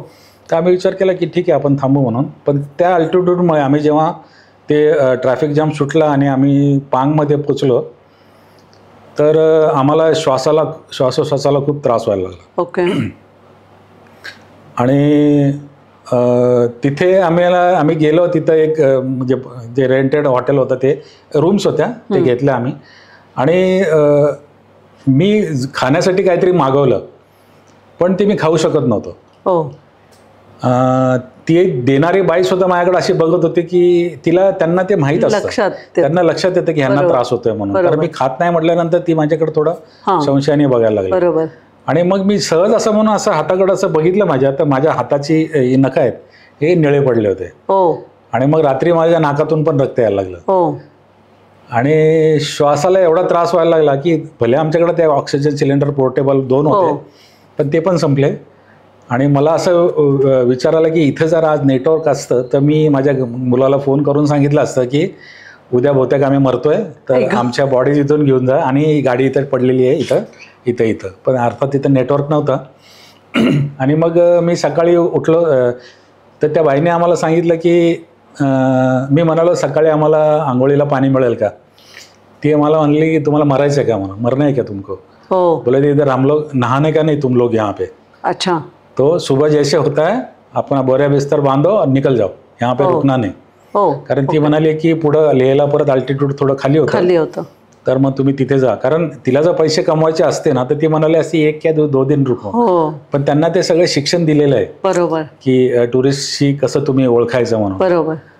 आणि मग आम्ही लेहमध्ये गेल्यानंतर हा त्रास जो माझा कंटिन्यू राहिला, माझा पुढं तो 12-15 दिवस राहिला. ओके. मग त्यामुळं आम्ही फक्त खारदुंगलापर्यंत गेलो, नुब्रापर्यंत गेलो गाडीने. अच्छा, खारदुंगला केलंय तुम्ही? हो, गेलो ना. ओके. आणि तिथली एक मजा सांगतो तुम्हाला की खारदुंगला आम्ही पोचलो तर वरती बर्फ पडायचं चालू झालं, हिमवर्षाव चालू झाला. आणि खारदुंगला 1-2 किलोमीटर राहिला असेल आणि प्रचंड बर्फ पडलं. आणि सगळ्यांच्याच गाड्या आणि माझी पण गाडी घसरायला लागली, तिथं घसरली गाडी. ती पुढे जायना मागं जायना. आणि म्हणजे त्याच्या आधी 7-8 किलोमीटर आम्ही घसरत हळूहळू कसं तरी गाडी. एक तर आपल्याला अनुभव नाही, स्नो चेन नाही. आणि ते म्हणाले की हा ऑड टाइमचा बर्फ आहे, जुलैमध्ये कधी बर्फ पडत नाही, पण तो आत्ता पडला म्हणे. तर मग आम्ही 1-2 किलोमीटर राहिलो होतं. मग ती गाडी घसरून बरे उजव्या साईडला गेली. ती डावीकडे गेली असती तिथं 12-15 पूर्ण दरी होती, त्यात पांढरी गाडी. मी म्हटलं कोणाला दिसलं पण नसतं. त्याच्यामुळे मग आम्ही युटर्न घेतला हळू आणि परत आलो. पण आम्ही मग 3 दिवसांनी परत मग आम्ही कॅब करून गेलो तिकडे. अच्छा. की म्हटलं परत रिस्क नको, कारण तिथे जायचं होतं आम्हाला. बरोबर.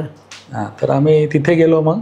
आणि तो एक झाला अनुभव, एक जीवघेणा अनुभव झाला की ज्यावेळेस आम्हाला त्रास झाला. आणि मग तो त्रास म्हणजे नंतर आम्हाला थोडंसं वाटलं सर्दीसारखं झालं, आम्ही थोडं नाक वगैरे शिंकलं तर सगळं रक्त बाहेर येत होतं. इतका मला तो त्रास झाला. म्हणजे आम्हाला प्रॉपर तुम्हाला तो अल्टिट्यूडचा त्रास झाला. तर मला असं काही लोकांना सांगायचं की तुम्ही जाताना तुम्ही श्रीनगरवरून जा, कारण तुमचं अल्टिट्यूड ग्रॅज्युअली वाढत जातं. बरोबर. म्हणजे तुम्हाला जर ते लेह सर्टिफिकेट ज्याला आपण करायचं ते मनालीवरनं करू नका, ते तुम्ही श्रीनगरवरनं करा. म्हणजे तुम्ही अल्टिट्यूड तुमचं वाढत जातं आणि मग तुम्ही मनालीवरनं तुम्ही उतरता खाली.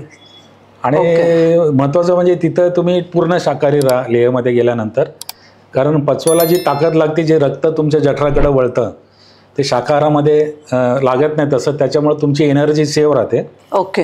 आणि तुम्ही पाणीदार फळं जास्त खा, पाणी प्या, डॉक्टरांच्या सल्ल्याने तुम्ही डायमॉक्स घ्या, ऑक्सिजन सिलेंडर बरोबर ठेवा, जोरात धावू नका, पळू नका, कुठे ट्रेकिंग करू नका, मोठ्याने बोलू नका, ओरडू नका. कोणी लोक स्मोकिंग करतात, अल्कोहोल पितात, ते करू नका. कारण तिथे गेल्यानंतर आपल्या त्या गोष्टींची सवय नसते. बरोबर. त्याच्यामुळं आपल्याला कमीत कमी आपण देशावरचे म्हणतो नाही का, तर त्या लोकांनी तरी काळजी घ्यावी. कारण आपलं अल्टिट्यूड आणि त्यांच्या अल्टिट्यूडमध्ये जमीन असताना फरक आहे, खूप फरक आहे.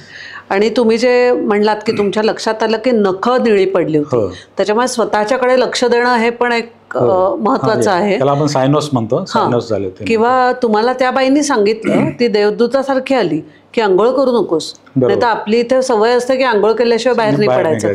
सो जिथं जातो तिथं ज्या इन्स्ट्रक्शन मिळतात त्या पाळल्या पाहिजे. अक्षरशः त्या लोकल लोकांच्या इन्स्ट्रक्शन तुम्ही पाळा. नक्कीच. ते सांगत असतील समुद्रात इथे जाऊ नका, समुद्र किनारी इथे जाऊ नका, आता खरंच नाही जायचं. कारण ते तिबेट जे मार्केट आहे तिथल्या एका बाईने मला सांगितलं की दादा आपका सर ढक लो आणि तुम्हारा गला भी बंद कर लो मफलर डालून. अगर तुम ये 2 चीज करेंगे तो तुमको तकलीफ नाही होईल, असं तिने मला सांगितलं. म्हणजे ही टिप नंतर मी लक्षात ठेवली. पण जर कोणी जात असेल तर आपण फोटोसाठी काय आहे ना थोडा वेळ काढतो किंवा तर तसं करू नका. बरोबर. आणि पुष्कळ लोकांना त्रास होतो, ज्यांना नाही त्रास होत ते लकी वेगळं. म्हणजे तुम्ही फिटनेसमध्ये आहात म्हणून त्रास होणारच नाही असं अजिबात नाही. तिथं तुम्ही किती बॉडी बिल्डर असा किंवा तुम्ही साधे माणसं असा, तुम्ही वयस्कर असा, तुम्ही तरुण असा, त्रास कोणाला वेळे कोणाला सांगता येत नाही. करेक्ट. कारण हा जो तुम्ही आता उल्लेख केला 21 गाटालूप्स वगैरे, ते माझे मिस्टर मनालीहून लेहला सायकलवरती गेले होते. पुण्यातलाच आपला एक ग्रुप आहे त्यांच्याबरोबर, त्याच्यामुळे ते 21 गाटालूप्स वगैरे ते सगळं माहिती होतं. ते सांगतील त्याप्रमाणे ऐकणं. आणि जर त्रास होतो तर ते जेव्हा आम्ही तिथे पोचलो तेव्हा माझ्या मिस्टरांना थोडा त्रास सुरू झाला आणि तत्क्षणी त्यांनी सांगितलं की मी आता पुढे येत नाही, बरोबर, कारण मला त्रास होईल त्यांच्याबरोबर ग्रुपलाही होईल. तर हेच कायम लक्षात ठेवलं पाहिजे, कारण लोक सांगायला जातात मला काही होत नाही, तर ते तसं निसर्गापुढे नाही चालत. वेळ प्रसंगी योग्य वेळी माघार घेणं हे सुद्धा शहाणपणाचं ठरतं असं माझा अनुभव आहे. कारण पुष्कळ वेळेस असं होतं की आमचं डेस्टिनेशन 100च किलोमीटर राहिलंय, 50च किलोमीटर राहिले आणि मी म्हणतो की नाही जायचं, नको, रिस्क आहे. पण ही काय म्हणते की आपण एवढ्या लांब जर परत आलेलो आहे आणि आपण परत इथे एवढ्या लांब येऊ शकत नाही, तर आपण एक 2-3 दिवस इथं स्टेबल होऊ आणि मग ते डेस्टिनेशन आपण गाठू. मग ह्याच्यामुळं आम्ही काय करतो की थोडंसं मागे येतो. आपण म्हणतो ना की मोठी उडी मारायची असेल तर आपल्याला 10 पावलं मागे जावं लागतं, तसं आम्ही येतो. आणि मी हिचं ह्यावेळेस असं म्हणजे हिचं कौतुक करू इच्छितो की म्हणजे ती खूप अशी संयमी किंवा धीर देणारी आहे. ती असं कधीच म्हटली नाही आत्तापर्यंत की आपण कशाला इथे आलो, इथे मला कशाला आणलंय, मला इथे यायचंच नव्हतं, किंवा हे काय बघायचं आपण दगडधोंडे. आत्तापर्यंत तिने एका शब्दाने तक्रार, कारण तिला ॲक्च्युली माहिती आहे की आपण काहीतरी वेगळं पण बघणार आहे आणि ते तिलाही बघायचं आहे आणि ते माझ्याबरोबर बघायचं आहे. त्याच्यामुळं आम्ही जे डेस्टिनेशन्स आम्ही कंप्लीट केले ना, ते मोस्टली तिचा सगळा म्हणजे तिचं श्रेय असं मी पण म्हणतो. कमाल. आपल्या या सिरीजचं नावच आहे कपल ऑन व्हील्स. त्याच्यामुळे कपल ॲज म्हणजे ते 2 मित्रही असू शकतात किंवा 2 मैत्रिणी, कपल आपण धरतोय. त्याच्यामध्ये आता नवरा बायको हे जर धरले, 22 दिवस 32 दिवस एका गाडीमध्ये फक्त 2 जण. आत्ता तुम्ही मिसेसचं कौतुक करताय आणि खरोखरच त्यांच्या सपोर्टशिवाय किंवा तुमच्या सपोर्टशिवाय होऊच शकत नाही. जेव्हा आपण दोघंच जात असतो त्यावेळेस नक्कीच. मला आत्ताच्या थोड्या ह्या यंग मुलांना तुमच्यासारखी जी कपल्स आहेत ती किती प्रेरणादायी आहेत हे मला नक्की, कारण असं होऊ शकत नाही 32 दिवसात नवरा बायकोंचं एकही भांडण झालं नाही. नक्की होत असणार आहे, त्याची कारणं पण वेगवेगळी असतील, पण तरीही एकमेकांना समजून घेऊन तुम्ही 2 जण एवढा प्रवास करत एकमेकांवर पूर्ण विश्वास ठेवून आज you are perfect couple on wheels, ज्यांनी रेकॉर्ड पण केलेत. त्याच्यामुळे भांडत का होईना पण नवीन काहीतरी गोल ठेवा वेगळा आणि आपल्या सहकार्य करा, आपल्या पार्टनरला. लाईफ पार्टनर आहोत आपण. ह्या गोष्टी होतात, थोडासा वाद होतो कधी कधी, कारण जनरली लेडीज लोक होमसिक असतात की त्यांना घरातला जास्त जबाबदारी जास्त वाटते. त्यामुळे एक ठराविक दिवस झाला तर कधी कधी कुरकुर होते. मग कधी कधी असं म्हटलं जातं की नाही मी इथंच उतरते म्हणून, पण ते एक क्षणिक असतं, ते त्या गोष्टी काय कायमच्या नसतात. आणि या निमित्ताने एक गोष्ट माझी सांगायची राहिली की आम्ही उभा भारत केला, आडवा भारत केला, बाय रोड मी स्वतः चालत, आणि आम्ही कोस्टल राईड पण केली, जी म्हणजे द्वारका ओखा गुजरातचे जे आहे तिथून कन्याकुमारी रामेश्वरम, नंतर तिथून चेन्नई, आणि जनरली ही टूर लोक वेस्ट बेंगॉलमध्ये दिघा इथं कंप्लीट करतात, ज्यांनी काही लोकांनी केलेली आहे. पण मला असं दिसलं की 250 किलोमीटर अजून बखाली म्हणून एक बीच आहे, तिथे जायला सुद्धा तेवढाच भयानक त्रास आहे. कारण तिथं आम्ही हरवलं होतं. नंतर आम्ही एक लोकल माणसाला आम्ही विचारलं आणि मग त्यांनी सांगितलं की असं असं जा, पण त्याच्यासाठी आम्हाला परत कलकत्त्यात येऊन थांबावं लागलं 1 दिवस. आणि मग ते बखाली नावाचं बीच जे आहे ते मी असं ठरवलं की भारताचं हे कोस्टल मधलं आमचं शेवटचं बीच असेल. आणि म्हणजे न कळत जसं आम्ही हे आम्ही रेकॉर्ड जे केलं, जे न कळत झालं आमच्याकडून, तर ती उभा भारत, आडवा भारत आणि कोस्टल भारतची ही ट्रिप आमची जी झाली ती 18 नोव्हेंबरला, मागच्या 2 वर्षापूर्वीच्या 18 नोव्हेंबरला. आणि त्या दिवशी माझ्या आईचा वाढदिवस असतो. तर 18 नोव्हेंबरला आम्ही तिथं पोचल्यानंतर म्हणजे एक नकळत झालंय सगळ्या गोष्टी, कुठलंही ठरवलं नव्हतं. परंतु मग आई तर नाही आहे म्हणजे तेव्हा, पण आमची खात्री होती की ती आम्हाला कुठून तरी बघत असेल की माझ्या मुलांनी या वयात का व्हायना काहीतरी उद्योग करून ठेवला हा चांगला उद्योग. तर मी त्या बीचवरती मोठ्या अक्षरात आई म्हणून लिहिलं. आणि अर्थात म्हणजे आताही माझ्या डोळ्यात पाणी येत आहे, आईच असते नक्कीच. तर आम्ही हा सगळा आमचा पराक्रम आम्ही तिला समर्पित केला. आता तुम्ही म्हणलात तेव्हा माझ्या एकदम डोक्यात आलं, आडवा भारत, उभा भारत बाजूंनी सगळीकडे केला. भारताचा मध्यबिंदू असा काही हो तुम्ही केला आहे अच्छा का? हां, तुम्ही चांगला विचारलात प्रश्न. म्हणजे मी सांगायचं पण राहिलं होतं. भारताची फाळणी जेव्हा झाली नव्हती तेव्हा म्हणजे अखंड भारत जेव्हा होता तेव्हा भारताचा केंद्रबिंदू म्हणून नागपूरची निवड केली होती की नागपूरमध्ये 0 माईल म्हणून एक जागा आहे. हो माहिती आहे. 0 माईल ब्रिटिशांनी मला वाटतं 1802च्या आसपास ग्रेट ट्रिग्नोमेट्रिकल सर्वे केला होता 1802च्या आसपास. बरं. तर त्यांनी तेव्हा तो केंद्रबिंदू ठरवला होता की नागपूरचा 0 माईल. ओके. पण जेव्हा जशी फाळणी झाली तसा तो केंद्रबिंदू सरकून 300 किलोमीटर वरती गेला मध्य प्रदेशमध्ये. ओके. तर करौदी म्हणून एक गाव आहे. त्या करौदीमध्ये आत्ता तो जिओग्राफिकल सेंटर ऑफ इंडिया तसं तिथे त्यांनी एक जागा बनवली आहे. तिथे 4 सिंह आपले ते जे मॉन्युमेंट आहेत 5 सिंह मध्ये अशोक स्तंभ लावलेला आहे त्यांनी. बाजूने 4 सिंह केलेले आहेत. खूप चांगली जागा डेव्हलप केलेली आहे तिथे. करौदी तुम्ही म्हटलात हे माहिती असलेल्या कुठल्या गावाच्या जवळ येतं? जबलपूरवरून साधारणतः 100-125 किलोमीटर आहे तिथे. ओके. जबलपूरला गेलं तर आवर्जून आपण हे टुरिस्ट पॉइंट म्हणून जायला हरकत नाही. बघायला पाहिजे. कारण भारताच्या केंद्रबिंदूला ओव्हर ऑन मी 2-3 लोकांना फोन केला आणि सांगितलं की मी भारताच्या केंद्रबिंदूवरून तुम्हाला फोन करतोय. पण त्यांच्यासाठी एक ती वेगळी गोष्ट होती. नक्कीच नक्कीच. जबलपूरच्या जवळ अजून एक जागा आहे स्लिमानाबाद म्हणून. बरं. ती कोणाला माहित नाही कारण ब्रिटिशांच्या काळामध्ये रॉबर्ट गंज, स्लिमानाबाद असे बरेचसे इंग्लिश नावं पण त्याला पुढं बाद लावलेलं आहे स्लिमानाबाद. तर हे ब्रिटिश ऑफिसर्स होते तेव्हा कटनीच्या जवळ मध्य प्रदेशामध्ये. आणि त्यावेळेस ठग किंवा पेंढारी ठग म्हणतो ना आपण, ठग लोकांचा खूप त्रास होता तेव्हा तिथं की जे ग्रँड ट्रंक रोड मधून किंवा त्या जाणाऱ्या व्यापाऱ्यांना ते लुटत असत. त्यावेळेस त्यांचा बंदोबस्त ह्या स्लीमन नावाच्या ब्रिटिश अधिकाऱ्यांनी केला होता. विल्यम स्लीमन त्याचं नाव. तर त्यांनी त्या ठगांच्या बरोबर माणसं पाठवून त्यांची मैत्री केली. ते कसं प्रकारे ते हजारो लोकांना मारतात आणि जमिनीखाली पुरून टाकतात की ज्यांचा काहीही मागमूस लागत नाही. त्या लोकांचा त्यांनी शोध लावला. त्या प्रत्येक पेंडराला त्यांनी पकडून फाशी देऊन तो पूर्ण तो जो म्हणजे तो त्या गोष्टी होत्या जे खून करायच्या त्या त्यांनी ते बंद केलं. त्याचं नाव हे विल्यम स्लीमन. तर त्याच्या नावाने एक स्मारक अजून पण मध्य प्रदेशामध्ये आहे स्लिमानाबाद म्हणून. मग येताना ते आम्हाला दिसलं तर मी विचार केला की वेगळं काय नाव आहे. मग सर्च केलं तर ते नाव आहे. मग आम्ही त्या जागेला पण आम्ही भेट देऊन बघून आलो. ह्या गोष्टी कोणाला माहीत नाही. नाही शक्यच नाही. म्हणजे आपल्या पॉडकास्टच्या द्वारे मी जबलपूरची आहे मध्य प्रदेशचे तरी मला हे नाव सुद्धा माहिती नाही. ओके. त्याच्यामुळे खरंच वेगळीच माहिती आहे ही. आपण मला वाटतं आपले सगळे तुमचं अजून काहीतरी राहिलं असेल. तुम्हाला अजून नवीन काय करायचं आहे काहीतरी डोक्यात तुमच्या चालू असेल. प्लॅनिंग जरी नसलं तुम्ही जाता अनप्लॅन्ड असं तुम्ही म्हणताय पण तरी काहीतरी एक हेतू धरून तुम्ही जाता. हा प्रश्न माझ्याचा ॲक्च्युली खूप इंटरेस्टिंगचा प्रश्न आहे माझ्यासाठी.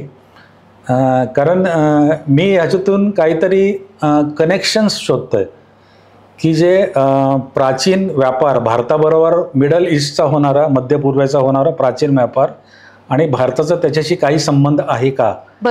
ओके. तर ह्या गोष्टीची सुरुवात झाली अलिबाग इथून. तर आम्ही अलिबागला असं फिरायला गेलेलो असताना तिथं आम्ही एक कब्रस्तान पाहिलं. त्याचं नाव होतं येरुशलेम गेट. Jerusalem gate.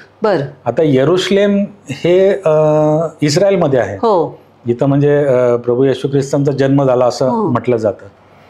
तर हे इथं का असं आहे आम्ही ते बघायला गेलो तर तिथे एक कॉलम बनवलेला त्या कॉलमवरती माहिती लिहिलेली आहे की साधारणतः इसवी सन 70च्या आसपास म्हणजे अंदाजे 2000 वर्षापूर्वी म्हणजे किंवा 1930 वर्षांपूर्वी इथे यहुदी लोक आले भारतामध्ये. ते कसे आले ते त्यांनी तिथे लिहिलेलं आहे की त्या काळामध्ये रोमन लोकांनी छळ केल्यामुळं आणि येरुशलेमचं जे सॉलोमन राजाने बांधलेलं पवित्र मंदिर आहे ते पाडलं आणि तिथे त्या स्थानिक यहुदी लोकांचा छळ सुरू केला. त्यामुळे ते आपला मायदेश सोडून जिथं जिथं जगात गेले तिकडे गेले ते. तर ते काही लोक त्यातले जहाजात बसून, लाकडाचं जहाज होतं तेव्हा, तर त्या लाकडाच्या जहाजात बसून ते अलिबागच्या किनाऱ्यावर जेव्हा आले तेव्हा त्या खडकावर त्यांचं जहाज आपटून ते फुटलं. बर. आणि त्याच्यातले काही लोक मृत्युमुखी पडले आणि काही लोक वाचले. तर त्या वाचलेल्या लोकांनी त्या मृत झालेल्या लोकांना त्या किनाऱ्यावरती पुरलं. ओ. हे कधीची गोष्ट? साधारणतः 1930 वर्षापूर्वी, म्हणजे अंदाजे 2000 वर्ष. 2000 वर्षापूर्वी. हो. तर हा इतिहास आजपर्यंत सांगत आलेले आहेत. आणि ह्याच कारणासाठी अलिबाग इथं यहुदी लोकांची वस्ती आज पण आहे. हो. अर्थात 1948 मध्ये ते स्वतंत्र झाले जेव्हा इस्रायल, तेव्हा त्याच्यातले पुष्कळसे परत गेले, पण छोट्याशा वस्त्या त्यांच्या अजून इथे आहेत, ज्याला इस्रायल गल्ली म्हणतात तिथे अजून. तर मी असा विचार केला की हे लोक 2000 वर्षापूर्वी आले, मग ह्याच्या आधी कधी आले होते का, किंवा भारतातच का आले, किंवा भारताबरोबर या संबंध, असं समजताना मला असं लक्षात आलं की 2597 वर्षापूर्वी किंवा 3000 वर्षाच्या आसपास हे लोक व्यापारानिमित्त भारतात येत होते. ओके. कारण बायबलमध्ये असं लिहिलेलं आहे की राजा सालोमननी येरुशलेमचं पहिलं मंदिर, ज्याची भिंत आज पण तिथे आहेत, की ते लोक त्या भिंतीकडे जाऊन प्रार्थना करतात किंवा त्या चिठ्ठ्या लावतात, तर ते मंदिर हे दुसरं मंदिर आहे. त्याच्या आधीचं मंदिर ते पूर्ण पाडलं, ते त्यांनी बांधलं होतं. आणि त्याच्यासाठी लागणारी जी लाकडं होती, जी देवदाराची किंवा सागाची लाकडं, आणि त्याच्या राजवाड्यासाठी लागणारे लाल चंदनाची लाकडं, ते त्यांनी भारतातून मागवले. आणि हा सगळ्या सर्कमस्टेन्शियल एव्हिडन्सचा भाग आहे. कारण त्याचा मित्र होता हिराम, जो टायर राजाचा, मला वाटतं फिनिशिया कंट्रीचा तो राजा होता, त्याची जहाजं भारतामध्ये येत असत. इंटरेस्टिंग. इंटरेस्टिंग. तर ती जहाजं तेव्हा येत होती, मग ते आज पण येत असतील का असा मी थोडा शोध घेतला. मग ती कुठे येत असतील, तर ती भारताच्या पश्चिम किनाऱ्यावरच येत असतील ना. तर आम्ही त्या कोस्टल राईडमध्ये आम्ही गुजरातमध्ये पण गेलो होतो आणि केरळमध्ये पण गेलो, की जिथं बोटी बांधतात.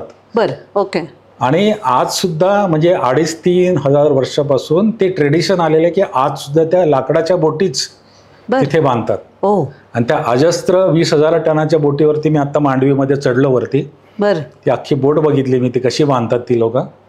त्याला बांधायला 5 वर्ष लागतात, जवळजवळ 5 करोड रुपये लागतात त्याला बांधायला. आणि आज सुद्धा मिडल ईस्ट देशामध्ये या लाकडाच्या जहाजांना मागणी आहे. म्हणजे त्या काळी सुद्धा हा व्यापार चालत होता. तो ऍक्च्युली मोसमी वाऱ्यावर चालत होता. आपण म्हणतो ना की 4 महिने असा वारा, 4 महिने तसा वारा. बरोबर. तर ते 4 महिन्यात इकडे आले की ते सामान वगैरे भरून त्यांना 1 वर्ष इकडेच राहायचं, आणि 3ऱ्या वर्षाच्या पहिल्या याच्यात ज्यांना जाऊन यायला जवळ 3 वर्ष लागायचे त्या काळी. तर हे सगळे आम्ही ट्रेड सेंटर्स आम्ही केरळमध्ये शोधले, पॉंडिचेरीमध्ये शोधले, कलकत्त्यामध्ये शोधले. ज्याला आपण वखारी म्हणतो ना. मग आम्ही एक्सकेव्हेशन साईट्स बघितल्या की ज्या रोमन काळातल्या होत्या. आम्ही पुष्कळ म्युझियममध्ये गेलो, जिथं आम्ही रोमन नाणी बघितली, भांडी बघितली, की ज्याचा संबंध या रोमन व्यापाराशी होता, जो भारताबरोबर होता. Very interesting. जस्ट तुम्हाला ते एक नाव वाचून तुम्हाला ही सगळी कल्पना आणि अभ्यास तुम्ही केला. मग केरळमध्ये पण यहुदा ट्राईब्सचे लोक आहेत की जे ज्यूशी संबंधित आहेत. म्हणजे इस्रायलाच्या 12 ज्या वंश आहेत त्याच्यातले 10 वंश अख्ख्या जगात पांगले गेले. आणि बायबलमध्ये या गोष्टींचा उल्लेख आहे की ते का पांगले गेले आणि ते परत येतील हे बायबलमध्ये लिहिलेलं आहे, की जे आत्ता परत येत आहेत. म्हणजे ती भविष्यवाणी 3000 वर्षानंतर का होईना, पण ती आज खरी होती. आणि त्याच्यात हे पण लिहिलेलं आहे की इस्रायलवरती शेजारचे देश कायम हल्ला करतील. ह्या गोष्टी लिहिलेल्या आहेत. त्याच्यासाठी मी तो अभ्यास केला आणि मग मी त्याच्यामध्ये थोडासा पडलो. आणि दुसरं कारण झालं की साधी गोष्ट आहे की आपण TV बघतो, पण KBC मध्ये एक प्रश्न विचारला, कोण बनेगा करोडपती, अमिताभ बच्चननी प्रश्न विचारला की कुठल्या रॅम्सेस 2च्या नाकामध्ये तुम्हाला काळी मिरी सापडली, असा एक प्रश्न होता. तर मी विचार केला की काळी मिरी असा का विचारतो प्रश्न. तर मी ते सर्च केलं की मी जे करतोय म्हणून. तर मग त्याचा संबंध त्या भारताच्या त्या मसाल्याच्या व्यापाराशी आहे.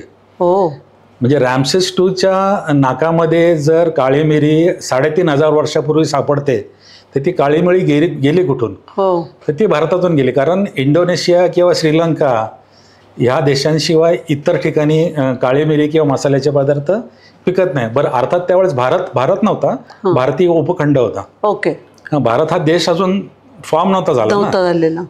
त्यामुळे भारतीय उपखंड हे नेहमी म्हटलं जातं. आणि ह्याचा उल्लेख बायबलमधल्या एस्थेरमध्ये जे पहिलं लिहे की अहश्वरोष राजाचे राज्य हिंदुस्थानापासून कुशपर्यंत होतं. कुश म्हणजे आत्ताचा इराक नाही, इथिओपिया, आत्ताचा इथिओपिया. इराकला तेव्हा मेसोपोटेमिया म्हणत होतं. बरोबर. तर हा संबंध आणि हे सगळं चालले, आत्ता जे तिकडे जे प्रकार चाललेले आहेत ते या सगळ्या गोष्टींचा एक अभ्यास, तौलनिक अभ्यासाचा मी केला. आणि मग हे ज्यू लोक भारतात आले, त्याला अजून एक प्रमाण आम्हाला सापडलं की आम्ही केरळमध्ये गेलो होतो, तर ज्यूंचा एक धर्मग्रंथ आहे तोरा म्हणून. तर तोरा आम्हाला एका म्युझियममध्ये दिसला. तो ऍक्च्युली कोणालाही बघू देत नाहीत. आता देत असतील मला माहित नाही. आम्ही गेलो तेव्हा वार चाललो होतं. ते म्हणाले की याला बंदी आहे बघायला. पण मी सरांना सांगितलं त्या डायरेक्टरना की मी असं आलो बघायला. तर तो तोरा 2500 वर्षापूर्वीचा आहे. आणि एवढा जुनाच का? कारण तो मेंढीच्या कातड्यावरती हिब्रू भाषेमध्ये स्क्रोल असलेला लिहिलेला आहे. स्क्रोल म्हणजे दोन्ही साईडने फिरवतो आपण. आणि मग तो मेंढीच्या कातड्यावरती, कारण तेव्हा कागदाचा शोध लागला नव्हता. बरोबर. कागदाचा शोध त्याच्यानंतर लागला ना चायनामध्ये. तर ह्या गोष्टी आम्हाला सापडत गेल्या. आम्ही एक्सकेव्हेशन साईटला पण गेले, जे उत्खनन करतात तिथे.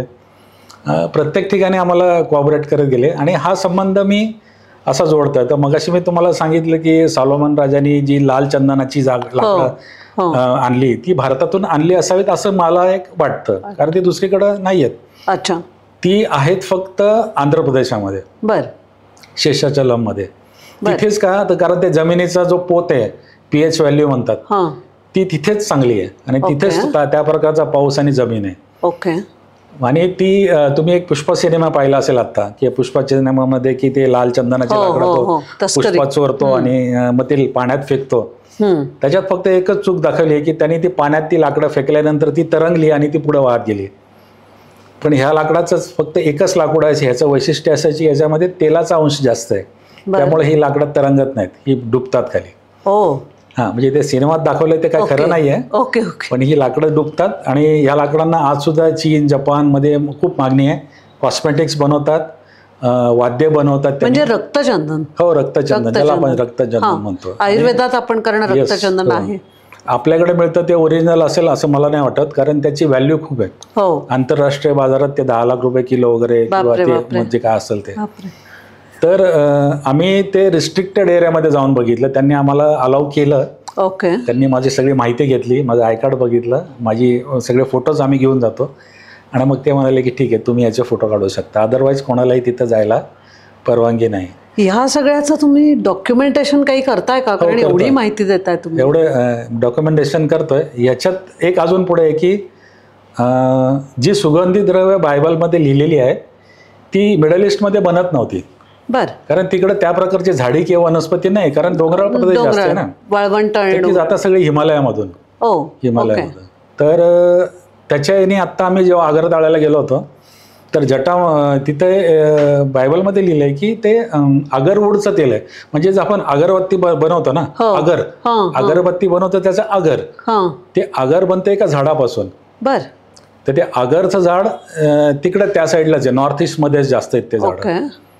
आणि मग त्या वर्कशॉपला आम्ही भेटलो. तिथे जाऊन ते शोधलं ते इझिली सापडत नव्हतं. आम्ही ते शोधलं आणि मग त्यांची आम्ही एक मुलाखत घेतली. ते सगळी प्रोसेस बघितली, ती कशी करतात. ती अतिशय क्लिष्ट जटिल ती आहे प्रोसेस. आणि तो माल सगळा आपण म्हणतो ना ग्रँड ट्रंक रोड किंवा त्याला आता जीटी रोड, आता त्याला शेरशाह सुरी मार्ग पूर्वी तिथून तो काबूलपर्यंत जात होता. आणि तिथून मग तो अर्थातच पुढे मिडल ईस्ट पर्यंत जात होता. तर त्यांनी आम्हाला जे अत्तर दिलं ते खूप महागाचं होतं. आणि त्यांनी सांगितलं की ह्या 1 लिटरची किंमत 10 लाख रुपये आहे. बापरे. ते जे काढतात ते. मग त्यांनी आम्हाला ते अत्तर दिलं थोडंसं. ते कशापासून बनवतात ती प्रोसिजर आता मी इथं सांगत नाही तुम्हाला, ती क्लिष्ट किती प्रोसिजर आहे. कारण त्यांनी आम्हाला ते सगळं दिलं, लाकडं दिले, त्याच्यामधलं ते रेझिन जे काढतात ते दिलं, ते अत्तर दिलं. तर अशा तऱ्हेने म्हणजे आमचा तो एक प्रवास होता आणि वेगळाच तुम्हाला अनुभव मिळाला ह्याच्यातून. तर ते एक वेगळी प्रोसिजर आहे, खूप जटिल प्रोसिजर आहे, पण जगाच्या वेगळी येते ॲक्च्युली. आणि अख्ख्या आगरताळामध्ये तेवढं एकच वर्कशॉप आहे ते. हो, ओके ओके.